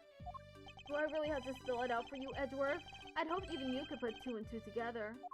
Stop messing around. The onus is on you to provide a comprehensible testimony. Come now, Eustace. I'm sure Mr. Edgeworth and his friends would be very interested to learn how you cracked the case. They certainly look keen to hear about it. Fine, if you insist, I'll fill in the gaps. Brace yourselves, because this is going to blow your tiny little minds. I bet you didn't even know, but the victim had, wait for it, a chess set with him, and that chess set was covered in the fingerprints of a certain Mr. Simeon Saint. Praise be to the goddess of justice for the insight she offers, and congratulations once again, Eustace. You would not object to Eustace amending his testimony, I trust, Mr. Edgeworth. No, by all means, please do. Mr. Saint's fingerprints were right there, all over the victim's chess set. Hold it! But you weren't the one who actually found his prints, were you? Of course not. I'm a prosecutor. I leave the dirty work to forensics. The fingerprints are certainly a problem, but then that chess set was... I should take another look at the evidence. How's that for some winningly incontrovertible, conclusive proof? Hold it! The only incontrovertible fact here is that you don't know how to give a proper testimony. What are you talking about? It's not my fault if you can't keep up. Perhaps I could be so bold as to offer some additional details. The only fingerprints found at the scene belonged to the guards, the prisoners, the victim, and Mr. Saint. I think you'll agree that Mr. Saint were the only prints that had no business being there. Yes, exactly. Now do you get it, Edgeworth? I do, but I'm not so sure about you. There were other prints belonging to the victim and the guards, so only Mr. Saint's were out of place. Hold it! If there were other prints at the crime scene, shouldn't those people be suspects too? Other people? I think so, not. I don't think so. And why not? Had Mr. Saint's prints not been found on the chess set, those others would indeed have been suspects. Yet somehow his prints were there, despite the fact that they had no business being there. Exactly, which means Mr. Saint was, he's neither a prisoner nor a guard, therefore he should not have been able to enter the prison. Finding his prints in a place he shouldn't have had access to is grounds enough for an arrest, no? Yeah, what she said. Not bad, Gavel. You were too kind. Their logic makes absolutely no sense. And who saw the first truth? Who saw the truth first? Why, me, of course. Winner by name, winner by nature. Hold it! You saw it first, and I suppose you can prove that? I made the connection the moment I saw the crime scene. It was a lightning-fast deductive leap. What more evidence do you need? Well, you haven't given me any evidence at all so far, so... You still don't get it, do you? Well, don't worry. We can't all be born winners. I'm not sure I even want to get whatever it is he's talking about. Repressing every single one of Eustace's statements. I got an achievement for that.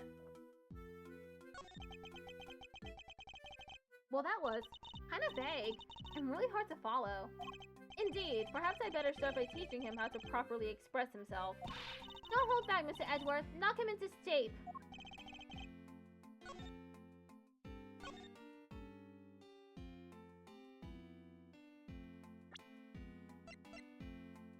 Objection!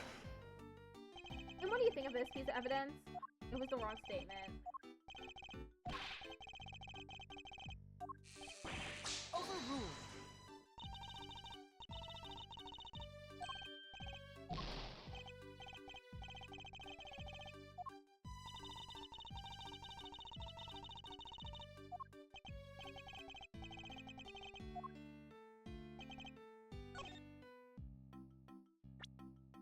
Objection! So the fingerprints on the chest set are the ace up your sleeve? The what up my what? Oh, yes, the chest set up the ace's sleeve. That's right, Edgeworth. I've got a winning hand as usual. Only your winning hand is a busted flush. Well, you see, it was Simeon Saint who brought that chest set to the victim in the first place. Therefore, it's only natural that his fingerprints are all over it. Yeah. That took a little while to sink in. In conclusion, those fingerprints aren't proof of anything, and Mr. Saint's arrest was premature. Premature? The incident took place here within the walls of this facility, and being neither a guard nor a prisoner, it makes very little sense to suspect Mr. Saint. Oh! Now what? I think you might be the premature one here, Edgeworth. It's to think you were the one accusing me of being hasty. Did he only just work out what that word means? Sure, I identified Mr. Saint as a suspect faster than pretty much anybody else. And I won the race when it came to picking out the crucial evidence, too. I'm quick on the draw, you see. But hasty, not at all. You're right that Mr. Saint isn't a guard or a prisoner here, but he was... Overruled. Eustace. Just Gavel. Butt out, Gavel. I have him right where I want him. Forgive me, Eustace, but if I may, while the particulars of the suspect are indeed fascinating, don't we have something a little more impressive to share with the prosecutor? Something more impressive? If you wouldn't mind, Mr. Edgeworth, Eustace made an ingenious deduction concerning the murder weapon. Perhaps you would like to hear it? Yes, of course. That. Well remembered, Gavel. Listen to this, Edgeworth, and prepare to be amazed. Objection! Will this ingenious deduction explain why Mr. Saint was arrested? Let's just say, you won't be disappointed. Judge Gavel deliberately diverted the conversation away from my line of questioning. What exactly is she up to? The whereabouts of the murder weapon. Fact 1. The murder weapon was some sort of metal blade. Fact 2. Potentially deadly blades are strictly controlled within the prison walls, as we both know. From these two facts, I concluded that the weapon in question must have come from outside. It must have been hidden inside the chest set. That's what I think anyway. And since the only print we found on the chest set belonged to the victim and the suspects, I'd say it's blindingly obvious who brought the weapon in and used it, wouldn't you? If nothing else, his testimony this time is a little more comprehensible than the last. Another winning deduction brought to you by one winner Eustace, prosecutor extraordinaire. More like one winner useless prosecutor extraordinaire, if you ask me. But how could anyone even hide a weapon inside that chest set? Good question. Why don't you take a look for yourselves? Inside the chessboard? I suppose there's only one way to find out. There's nothing in here but chess pieces. Ugh, that laugh is really something. He seems pretty convinced the weapon was hidden in here somewhere. I better take a closer look. What? The stiff lining at the top opens like a flap door. Wow, there's plenty of room in there. Indeed, more than enough to hide something like a small knife. Ingenious, no. The killer set the weapon in by... Objection! Ha! Huh? What do you mean, huh? So let me finish, will you? I fear you've not been listening, Mr. Winner. Or perhaps you've simply forgotten.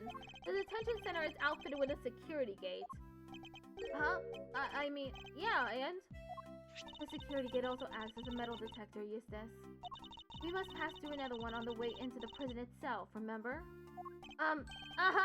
Yes, that's right. Of course I remember. You definitely didn't. It would have been impossible to smuggle a metal blade through such a gate into the facility, which would seem to blow a rather large hole in your reasoning, Mr. Winner. Overruled. The gate is only used to scan people. Any items they bring into the facility are only subjected to a cursory check. Are you telling me that the chest set wasn't put through the metal detector? It should have been. Alas, it seems the guards have grown a little lax in that regard of late.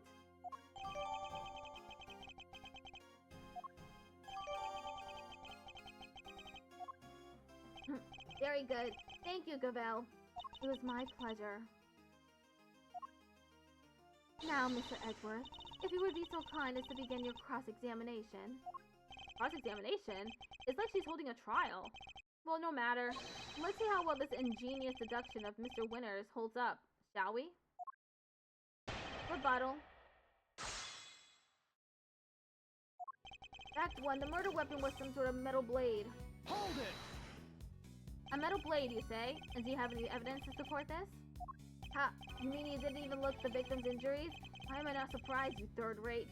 The fatal blow was a stab wound to the neck, and it was delivered by a knife-like blade. That much is absolutely beyond doubt. It appears that they're not yet aware of a certain other piece of information. Lots for words, are we? Then I'll just keep going. My brilliant deductions don't end there, you know. Fact 2. Potentially deadly blades are strictly controlled within the prison walls, as we both know. Hold it! The fact that such objects are strictly controlled doesn't mean they're actually forbidden. Well, no, I mean, some of the prisoners use scissors to cut the animal's hair, and that avenue of inquiry was conscientiously pursued, as you no doubt recall, Eustace. Yes, only one bladed object had been signed out by a single prisoner at the time of the incident. The item was tested for traces of blood, but none were found. I suppose he's referring to the scissors Mr. Stott was using. So there's no way the blade in question came from inside the prison. From these two facts, I concluded the weapon in question must have come from outside. Hold it! Outside? What does that mean exactly? Haha, the opposite of inside, you numbskull. Is that an attempt at clarification or a put-down? Because it clearly accomplished neither. What Eustace needs to say is that it must have been brought in from outside the prison by Mr. Saint. Honestly, Edgeworth, if you hadn't figured that out by now, then you're an even bigger loser than I thought. The feeling is mutual, believe me. Mr. Saint clearly brought the weapon into the prison. The question is, how? It must have been hidden inside the chest set. That's what I think, anyway. Hold it! But no murder weapon was found at the crime scene, and there's nothing inside the chessboard either. I'm curious, Mr. Winner. Do you also have thoughts about where this weapon might be? Well, the perpetrator must have hidden it somewhere in the prison. Is there a problem with this claim? They hid it somewhere inside the prison? That seems unlikely. In fact, I can prove that's not the case. What evidence suggests the murder weapon isn't hiding somewhere in the prison?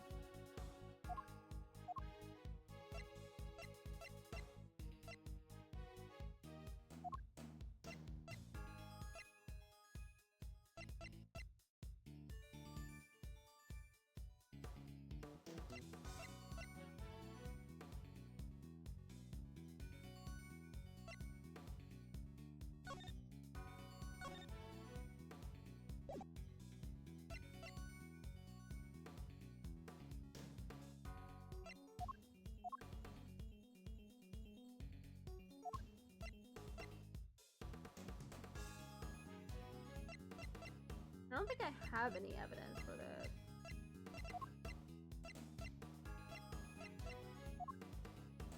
starts in 1 minute.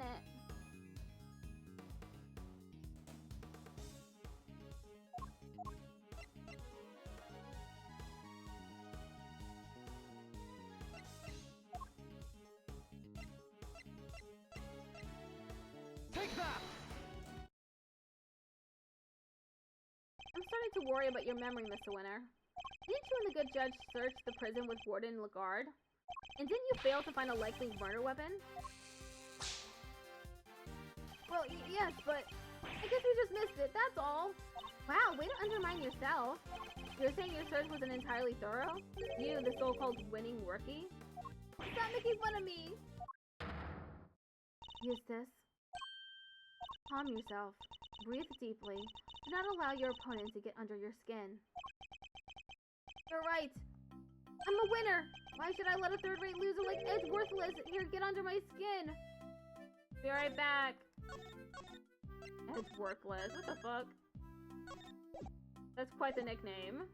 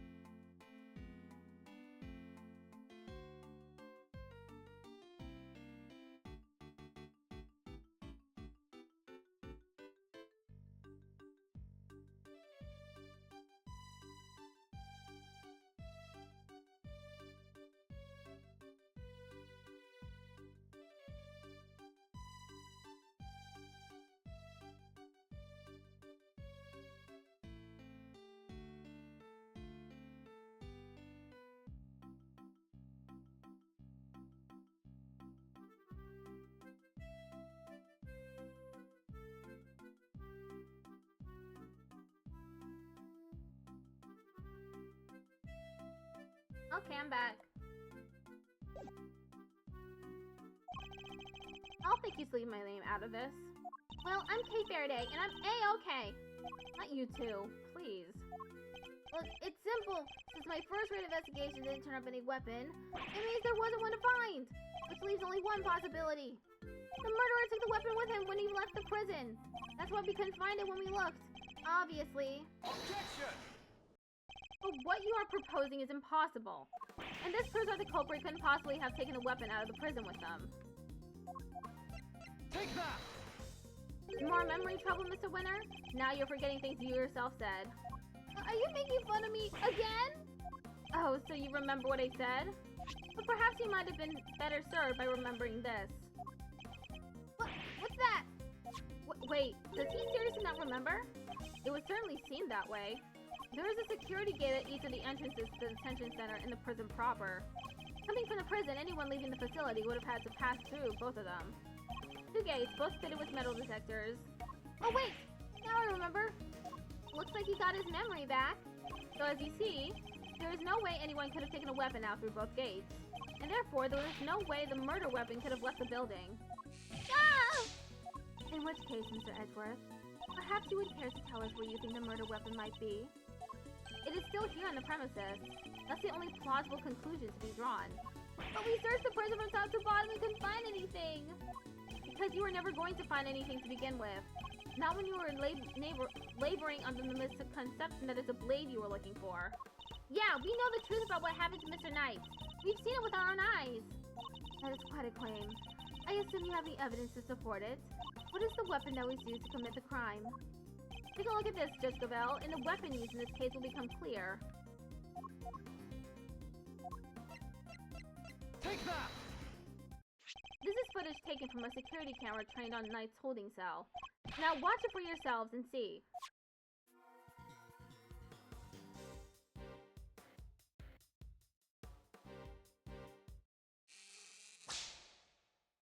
What? But how? This footage captures the moment the victim was attacked by a black dog. More than sufficient proof of how he really died, wouldn't you say? Yes, it is certainly significant. So now we know the Knight was in fact killed in his cell by a vicious dog. A dog that moved the victim's body to the prison workshop post-mortem. We know this thanks to an eyewitness who saw the dog in the workshop when the body was discovered. Of course, I think we can all agree that there is no way the dog could have planned such a crime itself. Indeed, I fear it may be his handiwork after all. Overruled. That's quite enough of that, Mr. Edgeworth. Judge Gavel? You are correct that this footage is an important piece of evidence, but it also raises an important new question. A question that I suspect you have also been asking yourself. He's right, there is one major problem with my version of the events. The black dog, the one that belongs to one of the inmates. How did it move between the holding cells and the prison proper at will? Oh! How do we answer that one, Mr. Edgeworth? The truth is, I don't know yet. Hit. Of course not. Can it, Wonder Boy? You didn't even notice there was a problem. Overruled. Until the defense provides an adequate explanation, the court cannot accept your line of logic. That is all. This court is adjourned. But wait! There's still so much more to explore! Overruled. Court is no longer in session, Mr. Edgeworth. If you would be so kind as to leave the courtroom. Court was never in session in the first place. Once again, this court is Objection! We may not have all the answers yet, but you haven't explained anything either regarding Mr. Saint. What do you mean? Just as we don't yet know how the dog made it into one of the detention center's holding cells, we can't know how Mr. Saint could have made it inside the detention center, let alone the prison either. He would have been allowed as far as the visitor's room to see his friend, but no further. So it's hard for me to conceive how he could have committed a crime in a place he had no access to. Judge Gavel, I believe it's your turn to provide some proof. Proof that Simeon Saint was able to enter the prison. Overruled. Haha. You wish for the court to provide you with proof. Highly irregular, but very well. What? They actually have something? Now seems like as good a time as any. And I suppose you have been kind enough to share your own theories on the case. What's she building up to here? Mr. Edgeworth, I suspect you don't know what Mr. Saint does for a living. Well, allow me to fill you in. He is a circus performer. A what? Yes, perhaps you've heard of the very big circus. Oh, don't be silly, darling. Oh, don't be silly, darling. Of course I was. Yesterday was a very important day, after all. Important in what way, exactly? A big meeting of some kind, perhaps? A meeting? Oh, heavens no. I couldn't think of anything worse. No, yesterday the circus came to visit. You see it now, I assume? As I am sure you are aware, a show was held yesterday for the prisoners' entertainment. A show featuring animals and performers, performed by members of the very big circus. So, does that mean Mr. Saint? Yes, Mr. Saint was allowed inside the prison as part of that show. A fact that has been confirmed beyond reasonable doubt. No! She held on to that fact until the last possible moment. She let me run with my own theory, and only afterwards did she use it to reveal the truth. Wait. Butt out, Cavell. I have it right where I want him. Forgive me, Eustace, but if I may, while the particulars of the suspect are indeed fascinating, don't we have something a little more impressive to share with the prosecutor? That must be why she steered him onto a different topic back then, too. I got you good, didn't I, you third-rate prosecutor? This has nothing to do with you. Gentlemen, this court is well and truly adjourned. If I may offer a word of advice, Mr. Edgeworth, your conduct as a prosecutor is already in question. You would do well to remember that you were removed from this case for that precise reason. What are you trying to say? That the committee reserves the right to confiscate your badge at any time. Should you wish to retain it, you would do well to avoid crossing paths with us again. Is that a threat? The goddess of justice is compassionate, Mr. Edgeworth, but she is not endlessly forgiving.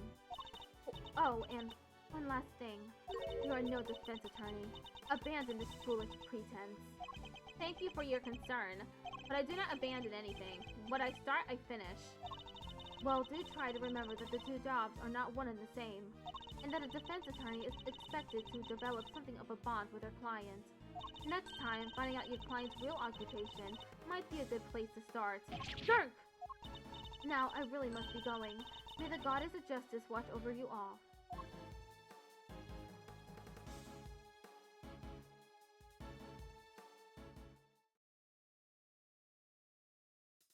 So Simeon lied to us. Not just you two. Guy took me for a ride too. What's his deal? Whoa, whoa, whoa. You're not having second thoughts about all this, are you, Malsy boy? Sure, Judge Cavell is a tough cookie, but that doesn't mean you can just give up the ghost. The defense never rests, as a wise man once said, and that goes for associates, too. Don't worry, Fender. I have no intention of resting.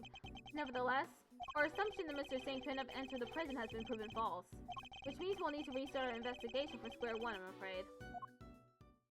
To be continued. Okay, I think I'll stop it here. Let me check to see how much more we have left.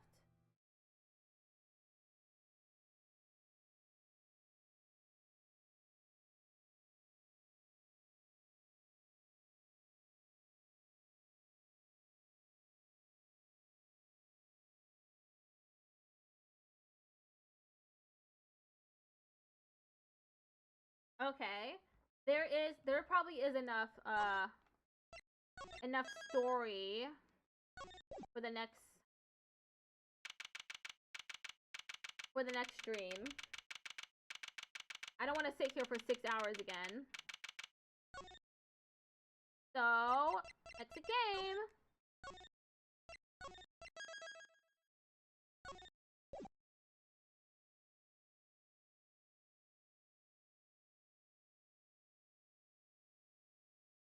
Okay, let's see. Is Sakyu online?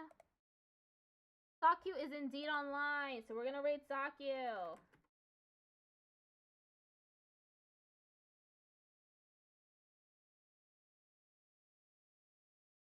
Okay, I'll be back tomorrow for more Hollow Knight Silk Song.